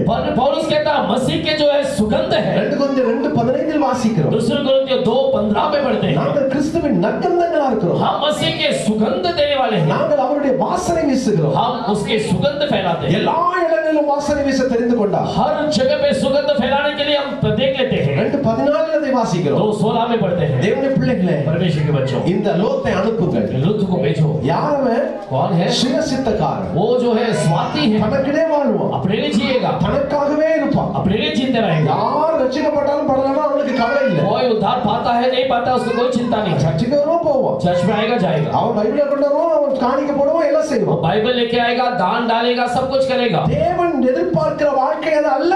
जो परमेश्वर अपेक्षा करने वाला जीवन वो नहीं है, சுயநலம் அது. जो अपने स्वार्थी का जीवन. தேவன் நம்முடைய சுயநலத்தை சிலுவையில் அடையட்டும். परमेश्वर अपने स्वार्थ को क्रूस पर मारा जाए. உண்மையான கிறிஸ்தவர்கள் सच्चे मसीह के लोग தங்களுடைய சுயநலத்தை சிலுவையில் அடைஞ்சிருப்பாங்க. अपने स्वार्थी को क्रूस पर मारे जाते हैं. கலாத்தியர் 2:20 வாசிக்கிறோம். गलातियर 2:20 में पढ़ते இது हैं, நான் அல்ல, अब मैं नहीं, கிறிஸ்துவே मसीह ही मुझ में जीवित है. ஹalleluya. हालेलुया. இயேசு ஜீவிக்கட்டும். यीशु जीवित है. இயேசுவை காட்டுவோம். यीशु को बताएं, இயேசுவின் வாசனையாய் மாறுவோம். यीशु का सुगंध बताएं. இயேசு கிறிஸ்து நம் மூலமாக அங்கே வெளிச்சம் வீசட்டும். यीशु हमारे द्वारा वहां उजाला को प्रकाशित करने दो. அந்த கிருபையை நமக்கு वो தரட்டும். अनुग्रह में दे. மூன்றாவதாய் तीसरा, ஆதியாகமம் 19ஆம் அதிகாரம் उत्पत्ति 19वां अध्याय 18வது வசனம் 17 18ல பாருங்க. 17-18 இந்த ரெண்டு தூதர்களும் அவளை வெளியே கொண்டு வந்து விட்டார்கள். ये दोनों दूत उसको बाहर लेकर आ गए. வந்துட்டு என்ன சொல்றாங்க? आकर क्या कहते हैं? உன் ஜீவன் தப்ப ஓடிப்போ, तेरे जीवन को बचाने के लिए दो, பின்னிட்டு பாராதே, पीछे मत देखना, இந்த சமபூமியில் எங்கும் நில்லாதே, इस पृथ्वी में कहीं खड़ा मत रहो, நீ அழியாதபடிக்கு மலைக்கு ஓடிப்போ. तू न मर जाए, पहाड़ पर भाग. என்ன கிருபை பாருங்க. कितना बड़ा अनुग्रह. அழிச்சிருக்கணும். नाश करना चाहिए था. நீ ஆபிரகாமை விட்டு வெளியே வரும்போதே உன்னை காலி பண்ணிருக்கணும். अब्राहम से तो बाहर आया तभी तुझे खाली करना था. கிருபை கொடுத்தார். अनुग्रह दिया. நீ யான் பலிபீடம் கட்டுறதுக்கு முன்னால கூடாரத்தை போட்டுட்டு நீ சூஸ் பண்ண. जब वेदी बनाने से पहले तूने तंबू बनाकर तूने चूज कर लिया. செழிப்பை கொடுக்கிறவரை விட்டுட்டு செழிப்பை சூஸ் பண்ண. जो हरियाली को देने वाला परमेश्वर को छोड़कर हरियाली को चुना. ஒரு வார்த்தை தேவன்ட்ட உட்கார்ந்தமா போட்டுமான்னு கேட்கல. जो परमेश्वर के पास एक शब्द पूछा नहीं कि जाओ या न जाओ. 25 வருஷத்துல ஒரு ஆத்மாவை ஆதாயம் பண்ணல. 25 साल में एक प्राण को भी नहीं कमाया. மருமகன்கள் கூட ரட்சிக்கப்பட்டவங்களா நீ தேர்ந்தெடுக்கல. अपने दामाद को भी उद्धार पाए हुए करके चुना नहीं. உன் மேல வச்ச இரக்கத்தினால तेरे ऊपर रखा गया दया की. உனக்காக ஆபிரகாம் அங்க கெஞ்சிட்டு இருக்கான் ஒரு நாள் ஃபுல்லா. तेरे लिए इब्राहिम एक दिन पूरा विनती करता है. உனக்காக நான் உன்னை காப்பாத்துறதுக்கு 2 தூதனை அனுப்பினான். तुझे बचाने के लिए एक दूत को भेजता हूँ. நீ அங்க வந்து என்ன சொல்ற? वो आके क्या कहता है? அவர் பேசுற வார்த்தையை பாருங்களேன். क्या शब्द कहता है? ஆண்டவரே அப்படி அல்ல, परमेश्वर वैसा नहीं. அப்படி அல்ல ஆண்டவரே. ऐसा नहीं परमेश्वर. எப்படி அல்ல? कैसा नहीं. என்னால போக முடியாது. मुझसे नहीं होगा. ஜீவன் தப்ப ஓடி போ. जीवन बचने के बाद அப்படி இல்ல ஆண்டவரே. वैसा नहीं. சமபூமியில் இல்லாதே. यहाँ मत रुकना. அப்படி அல்ல ஆண்டவரே. பின்னிட்டு பாராதே. पीछे मत देख. அப்படி அல்ல ஆண்டவரே. ऐसा नहीं परमेश्वर. மலைக்கு ஓடி போ. पहाड़ पे भाग. அப்படி அல்ல ஆண்டவரே. ऐसा नहीं परमेश्वर. அப்படி எப்படிப்பா? तभी कैसा है? அங்க ஒரு சின்ன ஊர் இருக்கு. वहाँ एक छोटा सा गाँव கிட்ட இருக்குதே. बगल में है. அங்க போறேனே वहाँ ஆண்டவரே. जाता हूँ. என்ன சொன்னார் தெரியுமா? से क्या कहा? 21ஆம் வசனத்தை பாருங்க. 21वां वचन. அதற்கு அவ उसके लिए நீ वो கேட்டுக்கொண்ட ஊரை நான் கவிழ்த்து போடாத படிக்கு मैं तेरे विषय जिस हमें नगर को तूने मांगा है उसको न मारे. இந்த விஷயத்தில் சொல்லல, இந்த விஷயத்திலும் உனக்கு அனுகிரகம் பண்ணுகிறேன். इस कार्य में भी तेरे को अनुग्रह कर. இந்த விஷயத்திலும் என்ன அர்த்தம்? इस विषय में भी बोलेंगे तो क्या? பல விஷயத்துல உனக்கு இரக்கம் பாராட்டி कई विषय में तुझे मैं दया दिखाया. ஒவ்வொரு தடவையும் உன் மேல இரக்கம் வச்சிருக்கேன். हर बार मैं तुझ पर दया दिखाया. நீ தவறும் போதெல்லாம் உன்னை காப்பாத்துறேன். जब भी तू गलती करता है मैं तुझे बचाता हूँ. உன் சுய சித்தம் தலை தூக்கும் போதெல்லாம் உன்னை காப்பாத்துறேன். तेरे स्वयं विचार सिर उठाता है तब सब உன் மேல बचाता வச்ச இரக்கம் तुझ पर रखा गया है दया. கிருபை. अनुग्रह. ஒவ்வொரு முறையும் உன்னை காப்பாத்தி காப்பாத்தி காப்பாத்தி சரிப்போ பிழைச்சுப்போ விடுறேன். हर एक बार बच जाओ करके तुझे बचाओ. அவர் இரக்கத்துக்கு அளவே இல்லை. लेकिन उसकी दया के लिए कोई सीमा नहीं. இரக்கத்தை கொடுத்து पूरा दया देख रहा है. இப்ப சொல்றாரு, अब कहता है இந்த விஷயத்திலும் इस कार्य में भी காப்பாத்திக்கணும்ல. मैं तुझे बचाता. என்ன சொல்றாங்க தெரியுமா? क्या कहता है? அப்படி அல்ல ஆண்டவரே. वैसा नहीं प्रभु. ஆண்டவரே என்னால் ஓடி போக முடியாது. मैं दौड़ नहीं सकता. இந்த 20ஆம் வசனத்தை பாருங்களேன். 20 वचन को देखो. நான் அந்த சின்ன ஊருக்கு நான் போறேன். मैं छोटी सी गांव में जाता हूँ. அதுக்கு முந்தின வசனத்தை பாருங்களேன். उसके पहले वचन को देखो. ஆண்டவரே என்னால் ஓடி போக முடியாது. प्रभु मैं दौड़ नहीं पाऊंगा. அது நான் மரித்து போவேன். मैं मर जाऊंगा தீங்கு தொடரும். और हानि मेरे पीछे करेगी. 19ஆம் வசனத்துல இந்த மூணு வார்த்தையை சொல்றாரு. 19 वचन में देखो. நான் மரித்து போவேன். मर जाऊंगा. ஓடி போக முடியாது. मैं दौड़ नहीं पाऊंगा. என்னை தீங்கு தொடரும். और मुझे बुराई मेरे पीछे करेगी. தீங்கு தொடர கூடாதுன்னு நான் உன்னை காப்பாத்துறேன். बुराई ना पीछा करना चाहिए इसलिए तुझे बचाया. நம்ம குணம் என்ன தெரியுமா? हमारी जो आदत क्या है? ஆண்டவர் உட்கார வச்சு நமக்கு அவருக்கு ஆலோசனை சொல்லுவோம். हम परमेश्वर को बिठाकर परमेश्वर को अगुवाई देंगे. நம்மள உட்கார வச்சு ஆண்டவர் ஒரு ஆலோசனை கொடுத்தா हमें बिठाकर परमेश्वर एक अगुवाई देता है. ஆண்டவரே இது சரியில்லை நீங்க போட்டது. परमेश्वर ये ठीक नहीं है आपने. நான் ஒரு பிளான் தரேன். मैं प्लान नहीं. அதை செய்யுங்க. वो करो ना. உன் மேல வச்ச இரக்கத்தை யோசித்து பாரு. तुझ पर रखा गया दया को सोच कर देखो। எப்போ ஒரு மனுஷன் தேவனுக்கு பிளான் கொடுக்குறானோ वो भी एक मनुष्य परमेश्वर को ध्यान देता है, அவனுக்குள்ள சுய நீதி உட்கார்ந்து उसके अंदर स्वार्थी बैठी है। லோத்து அனுப்புங்க. लोत उसको बाहर भेजो। யார் தெரியுமா அந்த லோத்து? और लोत कौन है? நமக்குள்ள இருக்கிற சுய நீதி. हमारे अंदर रहने वाला स्वार्थी। நான் சொல்றது நீங்க செய்யுங்க. मैं जो कहता हूँ उसे तो आप सुनो। நான் இன்னைக்கு காலையில தான் சொன்னேன். मैं आज सुबह वही कहा। நிறைய நேரம் நம்ம ஜெபம் பண்ணுவோம். कई बार प्रार्थना करते हैं। எப்படி ஜெபம் பண்ணணும் தெரியுமா? क्या प्रार्थना करते हैं? நான் சொல்றது நீங்க கேளுங்க. मैं जो कहता हूँ उसे सुनो प्रभु। சாமுவேல் அழகா ஜெபம் பண்ணார். शामुएल अच्छा प्रार्थना करता है। சொல்லும் அடியே प्रभु कहो। நம்ம என்ன ஜெபம் பண்றோம்? हम क्या कहते हैं? கேளும் அடியேன்னு சொல்லுகிறேன். प्रभु आप सुनो, मैं कहता हूँ। கேக்குறீங்களா இல்லையா ஆண்டவரே? सुनते हो परमेश्वर? கேளுங்க ஆண்டவரே. सुनो परमेश्वर। அவரை போட்டு உழுக்குறது. उस परमेश्वर को बहुत दबाते हैं। நம்ம ஆண்டவருக்கு யாருங்க? हम परमेश्वर के कौन है? ஆண்டவருடைய சித்தத்துக்கு ஒப்பு கொடுங்க. परमेश्वर की इच्छा के लग पड़ते हैं। சுயநலத்தை தூக்கி போடுங்க. अपने स्वार्थी को फेंक दो। சுய நீதியை தூக்கி எறிங்க. अपने स्वयं धार्मिकता को फेंक दो। சுயநீதி டேஞ்சரானது. स्वयं स्वार्थी बहुत ही डेंजर है। நான் செய்யற தப்ப நியாயப்படுத்தும். मैं जो करता हूँ गलती को न्याय दिखाना, இன்னொருத்தர் செய்யற தப்ப தலைக்கு மேல வச்சிருப்போம். और दूसरे कोई गलती किया तो उसको सीट के ऊपर रखते हैं। அதே பலவீனம் என்கிட்ட இருக்கும். वही कमजोरी मेरे पास है, அதுக்கு நியாயப்படுத்தும். उसके लिए न्याय என்ன देना பண்றது? क्या करना है? கர்த்தர்தான். परमेश्वर ही। அதே பலவீனம் இன்னொருத்தர் இருக்கும். और एक कमजोर किसी और के पास रहे, அத நம்ம பூத கண்ணாடி போட்டு பார்த்துட்டு இருப்போம். उसे हमें दूरबीन डालकर देखते हैं। அது ஒரு பெரிய காரியமா சொல்லிட்டு वो இருப்போம். भी बहुत बड़ा कार्य बताएंगे। என் பாவம் வெளியே தெரியக்கூடாதுன்னு நினைப்போம். मेरा पाप बाहर नहीं आना है, ஏன்னா இன்னொருத்தர் பாவத்தை ஊரெல்லாம் பேசும். लेकिन दूसरे कोई किसी का पाप पूरा दुनिया में बात करे। நாம் சுயநீதியில மாட்டிட்டு இருக்கிறோம். अपने स्वार्थ में दबे हुए हैं। சுயநீதி என்னைக்குமே மற்றவர்களை இழக்காம பார்க்க வைக்கும். हमें स्वार्थी कहीं भी दूसरे को कोई अलग तरीके से देखने के लिए नजर रखती है। சுயநீதி மற்றவர்களை என்னை விட ஒரு தரம் குறைந்தவனை பார்க்க வைக்கும். स्वार्थी में दूसरे किसी को मुझसे भी कमी दिखाती है। அப்படிதான் வேத பரிசேயனும் அந்த ஆயக்காரனும் ஜெபிக்க போகும்போது நடந்ததுதான். वही फर्सी और चुंगी का लेने वाला उस दोनों प्रार्थना करने के लिए गए थे, तभी उनके अंदर ऐसे ही था। அவன் ஜெபத்தை பாருங்க, சுயநீதி. उसकी प्रार्थना को देखो, स्वयं के बारे में प्रार्थना करना। இவனை போல இல்லாத கைவை ஸ்தோத்திரிக்க. इसलिए ये व्यक्ति के समान नहीं, उसी में तेरी स्तुति करता। நம்ம லைஃபை யார் கூட ஒப்பிடுது? आज हमारे जीवन को किसके साथ हम तुलना करते हैं? சுயநீதி स्वार्थी மற்றவர்களோடு நம்மை ஒப்பிடும். दूसरों के संग में अर्पण करता है। சுயநீதி और स्वार्थी மற்றவங்களை கம்பேர் பண்ணி நம்மள கொஞ்சம் திருப்தியா வச்சுக்கோ. दूसरों को कंपेयर कर अपने आप को बहुत ही उन्नति स्थान में रखते हैं। இது ஆபத்து. ये बहुत ही डेंजर है। சுயநீதி வேலைக்காகாது. वो जो बहुत खतरा है, தேவ நீதியை தரித்துக்கொள். अपने परमेश्वर की धार्मिकता को पकड़ लो। வாசிங்க ரோமர் 10ஆம் அதிகாரத்தின் 3ஆவது வசனத்துக்கு வாங்க. रोमियो 10वां अध्याय उसका 3रा वचन में आइए। ரோமர் 10ஆம் அதிகாரம் 3ஆம் வசனம். रोमियो 10वां अध्याय 3रा वचन। எப்படி என்றால் அவர்கள் தேவ நீதியை அறியாமல் தங்கள் சுயநீதியை நிலைநிறுத்த தேடுகிறபடியால் தேவ நீதிக்கு கீழ்ப்படியாது இருக்கிறார்கள். பாத்தீங்களா? சுயநீதியை நிலைநிறுத்த தேடுகிறபடியா स्वयं धार्मिकता को स्थिर करना चाहते हैं। தேவ நீதிக்கு கீழ்ப்படிய மாட்டேங்கிறாங்க. परमेश्वर की धार्मिकता के लिए आज्ञापालन नहीं करते हैं। அந்த கீழ்ப்படிதல் போயிடுச்சு. वहां आज्ञापालन चला गया। ஓ ஜீவன் தப்ப ஓடிப்போ. जीवन बचने के लिए दौड़, மலைக்கு ஓடிப்போ. पहाड़ में जा, சமபூமி நிக்காத. इस पृथ्वी पर मत खड़ा रह। சுயநீதி என்ன பண்ணுது தெரியுமா? स्वार्थी क्या है? ஆண்டவரே परमेश्वर அப்படி அல்ல. ऐसा नहीं। தேவ நீதிக்கு கீழ்ப்படியாம परमेश्वर की धार्मिकता को आज्ञापालन करते हुए சுயநீதியை நிலைநிறுத்த முயற்சிக்கிறார்கள். स्वयं धार्मिकता में स्थिर रहना चाहते हैं। என்ன நடந்துச்சு? क्या हुआ? மனைவி இழந்தானா?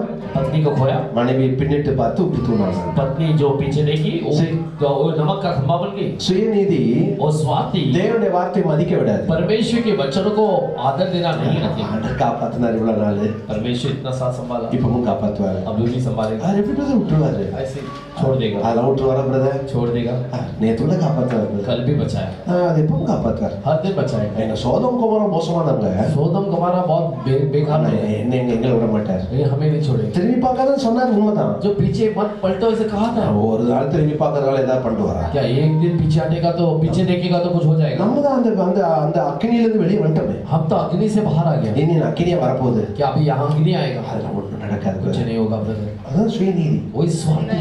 அதனாலதான் கர்த்தர் சொன்னதுக்கு அப்புறம் திரும்பி பார்த்தா பாரு. इसलिए परमेश्वर कहने के बाद भी वो पीछे देखता है। உப்பு தூணாயிட்டாங்க. नमक का कप्पा बन गई, காப்பாற்றப்பட்டு நடுவுல வந்து அழியணுமா? बचाए जाकर भी बीच में आके बन गई। நிறைய நேரம் आज कई बार அந்த சுயநீதிக்காரங்க பிரச்சனையே இதுதான். ये स्वार्थी लोग का समस्या ये है, 10 இடத்துல காப்பாற்றப்பட்டதுனால 10 जगह में बचाए गए, வாழ்க்கை ஃபுல்லா காப்பாற்றப்படும்னு நினைக்கிறேன். जीवन भर में बचाए जाएंगे समझते हैं। அப்படி அல்ல. वैसा नहीं है, அப்படி தப்பு கணக்கு போடாதீங்க. वैसा गलत हिसाब मत डालो। தேவன் நம்ம மேல வச்ச இரக்கத்தினாலும் கிருபையினாலும் காப்பாற்றப்படணும். परमेश्वर हमारे ऊपर रखा गया दया और अनुग्रह पे बचाए गए। அதை நம்ம என்னைக்குமே டேக் இட் ஃபார் கிராண்டடா மாத்திர கூடாது. कभी भी जो है हमारे लिए ये मौका मिल गया करके मत समझो। நேத்து காப்பாற்றினார், कल बचाया, இன்று காப்பாற்றினார், आज भी बचाया। ஆனால் கிருபையினாலே இனி ஒழுங்கா வாழணும்.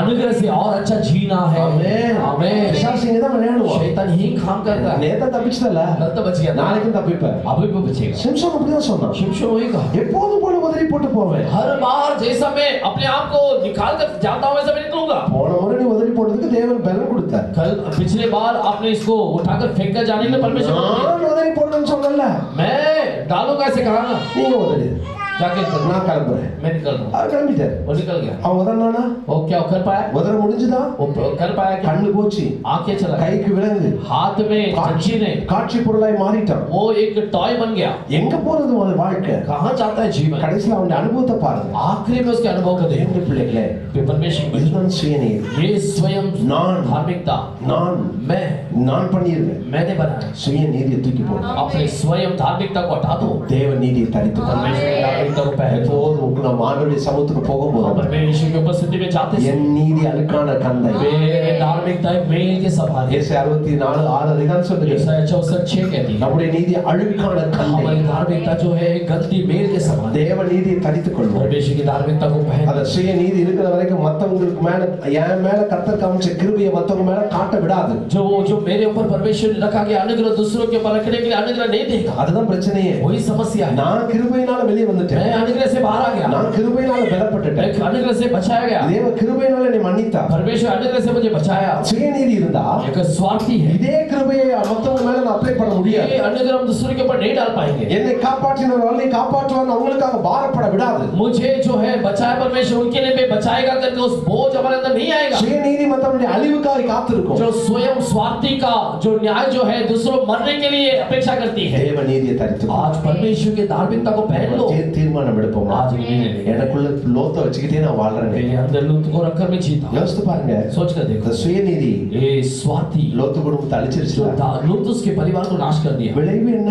उसका प्रतिफल क्या है? 2 கொடிய ஜாதி. 2 कठोर जाति निकली। அந்த லோத்தின் பிள்ளைகள் என்ன சொல்றாங்க? और लूत उसके बच्चे क्या कहते இதுக்கு மேல நமக்கு எப்படி கல்யாணம் ஆகும்? हैं? इसके बाद हमें शादी क्या होगी? இதுக்கு மேல நமக்கு யார் பொண்ணு தருவா? इसके बाद हमारे पति कौन बनेगा? இதுக்கு மேல என்ன நடக்கும்? इसके बाद क्या होगा? சுயநீதி. एक स्वार्थी தேவனை மறந்துட்டான். परमेश्वर को भूल गया। தேவனை குறித்த அறிவு இல்ல. परमेश्वर के बारे में ज्ञान नहीं है। சுயநீதி. ये स्वार्थी, அதோட விளைவு என்ன? उसका प्रतिफल क्या है? தேவனுக்கு சத்துருக்களா மாறினான். परमेश्वर का शत्रु बने। சுயநலம்.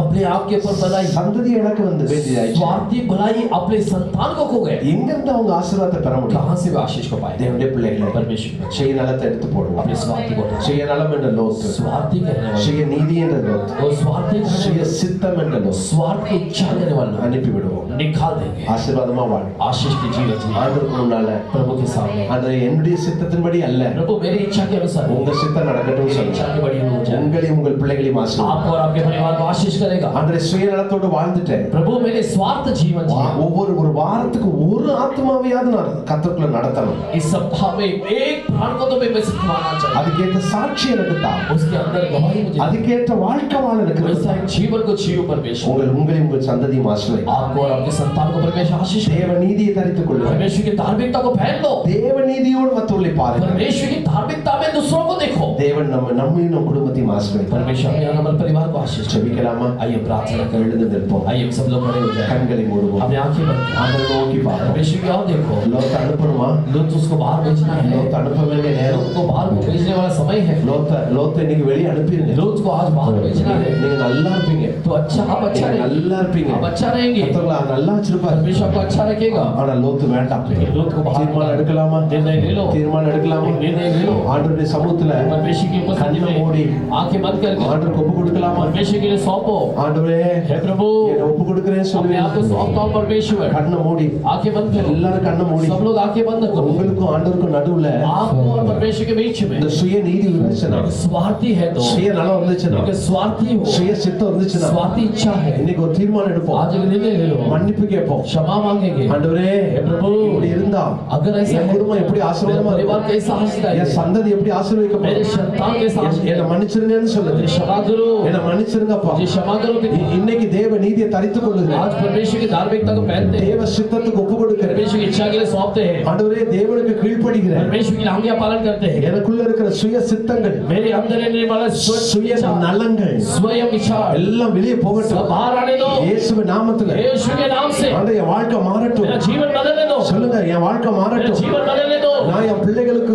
ஆண்டவரே ஆசீர்வாதத்தை நான் வச்சிட்டு போகணும். मेरे बच्चों के लिए आशीष को रखकर जाना है, இயேசுவை நான் வச்சிட்டு போகணும். यीशु को रखकर जाना है। நான் ஒரு நாள் சாபத்தை வச்சிட்டு போயிட கூடாது. कभी भी श्राप को नहीं रखे जाना है। இரக்கம் பாராட்டுங்க. हमें दया दिखाओ, உங்க குடும்பம் நல்லா இருக்கணும். आपका परिवार अच्छा உங்க रहेगा, பிள்ளைங்க நல்லா இருக்கணும். आपके बच्चे अच्छा உங்க रहेंगे, சந்ததி நல்லா இருக்கணும். आपका संतान अच्छा रहेगा, கர்த்தர் ஆசீர்வதிக்கட்டும். वो आपको आशीष करेगा। நல்ல வாயை திறந்து ஜெபம் பண்ணுங்க. वो खोल कर प्रार्थना करेंगे। யாரெல்லாம் இன்னைக்கு அப்படி கீழ்ப்படிய आज போறீங்க, कितने लोग आप आज्ञा पालन करना தேவ चाहते हैं, சித்தத்துக்கு ஒப்பு கொடுக்க परमेश्वर போறீங்க. की इच्छा के लिए सौंपेंगे। உண்மையா சொல்லுங்க. सच्चाई से कहो, ஆண்டவரே हे प्रभु, இதுவரைக்கும் என் சித்தத்தை செஞ்சுட்டேன். अब तक मैंने तेरी इच्छा को पूरा किया, இனி உங்க சித்தத்துக்கு நான் ஒப்பு अब கொடுக்கிறேன். मैं आपकी इच्छा के लिए सौंपता हूँ। உங்க சமூகத்துல காத்திருக்காம, आपके उपस्थिति में रुके बगैर, உங்களை கேட்காம आपसे मांगे நான் बगैर எதையும் हम செய்யக்கூடாது. कुछ भी नहीं करेंगे। நான் நிறைய சுயநலமா வாழ்ந்துட்டேன். बहुत बार मैंने स्वयं विचार में चला, ஆத்ம ஆதாயம் செய்யாம வாழ்ந்துட்டேன். कुरान को कमाए बगैर जिया। என்ன மன்னிங்க. मुझे क्षमा करो, உங்க சித்தத்துக்கு ஒப்பு கொடுக்கிறேன். मेरी इच्छा के लिए सौंपते हैं। சுயநலத்தை தூக்கி போட்டுறேன். अपने स्वार्थ को उठाकर फेंक दो, சுய நீதியை தூக்கி போட்டுறேன். स्वार्थ धार्मिकता को निकाल दो। என்ன மன்னியும் சொல்லலாம். क्षमा करो पिता,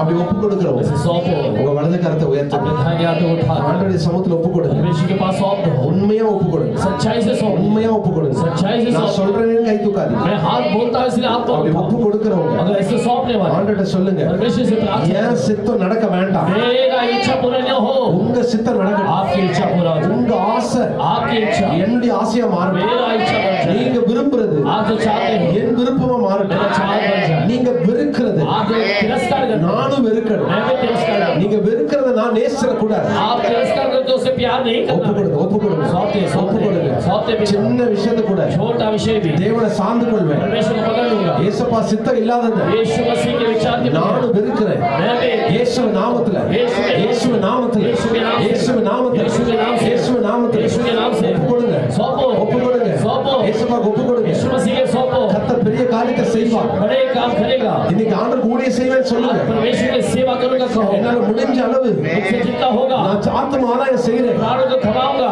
ஆண்டவரே என்னை பயன்படுத்துங்கன்னு சொல்லுங்க. परमेश्वर मुझे इस्तेमाल करो, சொல்லுங்க சொல்லுங்க बोलो बोलो சொல்லுங்க. बोलिए, என்னை பயன்படுத்துங்க. मुझे इस्तेमाल करो, என்னை பயன்படுத்துங்க. इस्तेमाल करो, என்னை பயன்படுத்துங்க. इस्तेमाल करो। இந்த ஊருக்கு என்னை கொண்டு வந்தீங்களே, इस गांव में मुझे लेकर आया, ஏதோ ஒரு நோக்கம் இருக்குல்ல. कोई तो एक कारण है, நான் எனக்காக मैं வாழ்ந்துட்டேன். अपने लिए जी लिया, ஒரு ஆத்மாவை கூட இனி ஆதாயப்படுத்தல. एक प्राण को भी मैंने खमाया नहीं। என்னை மன்னிங்க. मुझे क्षमा என்னை करो, பயன்படுத்துங்க. मुझे इस्तेमाल करो, ஒப்பு கொடுத்தா போதும். वो सौंपेंगे तो काफी உங்களை है। கர்த்தர் பயன்படுத்துவார். परमेश्वर आपको इस्तेमाल நம்மளை करेगा। பயன்படுத்தாததுக்கு காரணம் आपको इस्तेमाल क्यों नहीं किया? நம்ம ஒப்பு கொடுக்கவே இல்லையே. मैं सौंपा ही नहीं। ஒப்பு கொடுங்க. सौंपो, ஆண்டவரே என்னை பயன்படுத்துங்கன்னு சொல்லுங்க. मुझे इस्तेमाल करो। அப்படி சொன்னவங்கலாம் வாயை திறந்து சொல்லுங்க. ऐसे लोग करने वाले हैं, என்னை பயன்படுத்துங்க. मुझे इस्तेमाल करो, என்னை பயன்படுத்துங்க. इस्तेमाल करो। ஒவ்வொரு வாரமும் हर एक सप्ताह ஆலயத்துக்கு தனியா வரக்கூடாது. चर्च में अकेला नहीं आऊं, ஒரு 2 பேரை கூட்டிட்டு வரணும். दो जन को पुकार कर लेकर आना है। என்ன அத மாதிரி மாத்துங்க. मुझे ऐसा बना दे, என்னை பயன்படுத்துங்க. इस्तेमाल करो। கர்த்தர் உங்களை பயன்படுத்துவார். परमेश्वर आपको इस्तेमाल करो। Thank you Jesus. Hallelujah. Thank you Holy Spirit. धन्यवाद यीशु। Thank you Holy Spirit. धन्यवाद यीशु। தேவ நீதியை தரித்துக் கொள்ளுங்க. परमेश्वर की धार्मिकता को पहन தேவ लो, நீதிக்கு கீழ்ப்படிங்க. परमेश्वर की आज्ञा पालन करो, சுய நீதியை தூக்கி எறிஞ்சிருவோம். स्वार्थ को उठाकर बाहर फेंक दो। என்னை அர்ப்பணிக்கிறேன் நான்.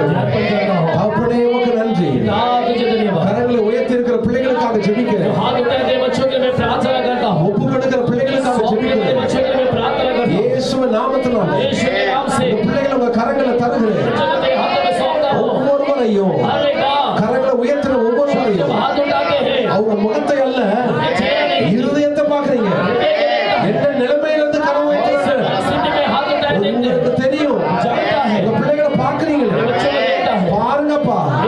கையை பிடிச்சுக்கோங்க.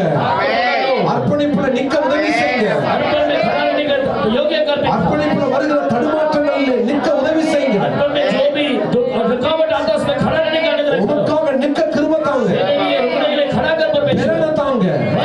ஆண்டவர் உதவி செய்யுங்க. परमेश्वर मदद करो, தேவ நீதியோடு परमेश्वर की धार्मिकता के தேவ साथ சித்தத்தை செய்து परमेश्वर की इच्छा को पूरा करे, தேவனுக்கு கீழ்ப்படிந்து परमेश्वर की आज्ञा पालन करे, ஆண்டவரே தேவனுடைய ஊழியத்தை செய்ய परमेश्वर की सेवा करने के लिए ஒவ்வொருவருக்கும் கிருபை பாராட்டு. हर एक जन को अनुग्रह दे पिता। என்னிலிருந்து உங்க அனுபவங்கள் மாறட்டும். आज से अनुभव बदलने दे, கிருபை பெருகட்டும். अनुग्रह बढ़ने दे, பயன்படுத்துங்கப்பா. इस्तेमाल करो, இந்த சபையை इस ஆசீர்வதிங்க. कलीसिया को आशीष करो, உமது அடியானை ஆசீர்வதிங்க. तेरे नाम को आशीष எடுத்து करो, பயன்படுத்தும். उठा कर इस्तेमाल करो, ஊழியத்துல இன்னும் மகிமையான காரியங்களை सेवा செய்யும். में महिमा रूपी भी அந்த काम மகனுடைய எல்லா பிரயாசங்களுக்கு ஏற்ற பலனை தாரும். तेरे बच्चे के हर प्रयास के योग्य फल को दे, அவர் குடும்பத்தை ஆசீர்வதி, परिवार को आशीष दो, ஊழியங்களை ஆசீர்வதி, सेवकाई को आशीष दो, இயேசு கிறிஸ்துவின் நாமத்தினாலே यीशु मसीह के नाम से நாங்கள் ஆசீர்வதிக்கிறோம். आशीष करें இந்த बेटा, சபை விருத்தி அடையட்டும், कलीसिया बढ़ने दे, பெருகட்டும், बढ़ने दे बेटा, மனவாட்டி சபையாய் நிற்கட்டும். घर का कलीसिया बन जाए, கர்த்தர் மகிமைப்படுவீராக. परमेश्वर महिमा पाए, பெரிய காரியங்களை बड़े काम செய்யுங்க. करो, எல்லா துதிகன மகிமையும் सारे स्तुति आदर में ஒருவருக்கே கொடுக்கிறேன். अकेला को देते, இயேசு கிறிஸ்துவின் நாமத்தில் ஜெபிக்கிறோம் यीशु मसीह के नाम से நல்ல பிதாவே.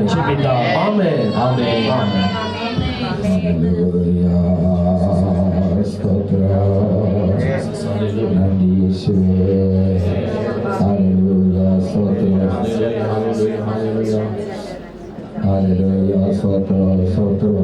Jesus, hallelujah.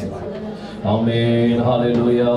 நன்றி அப்பா, நம்ம எல்லாரும் ஸ்தோத்திரம் பண்ணுவோம். hallelujah, hallelujah. ஆவியானவரே துதிக்கிறோம் என்று சொல்லி எல்லா ஆண்டவருக்கு ஸ்தோத்திரம் பண்ணுவோம். hallelujah, hallelujah, hallelujah, hallelujah, hallelujah, hallelujah. உம்மாலாகாத காரியம் ஒன்றுமே, உம்மாலாகாத காரியம் ஒன்றுமே, உம்மாலாகாத காரியம் ஒன்றுமே.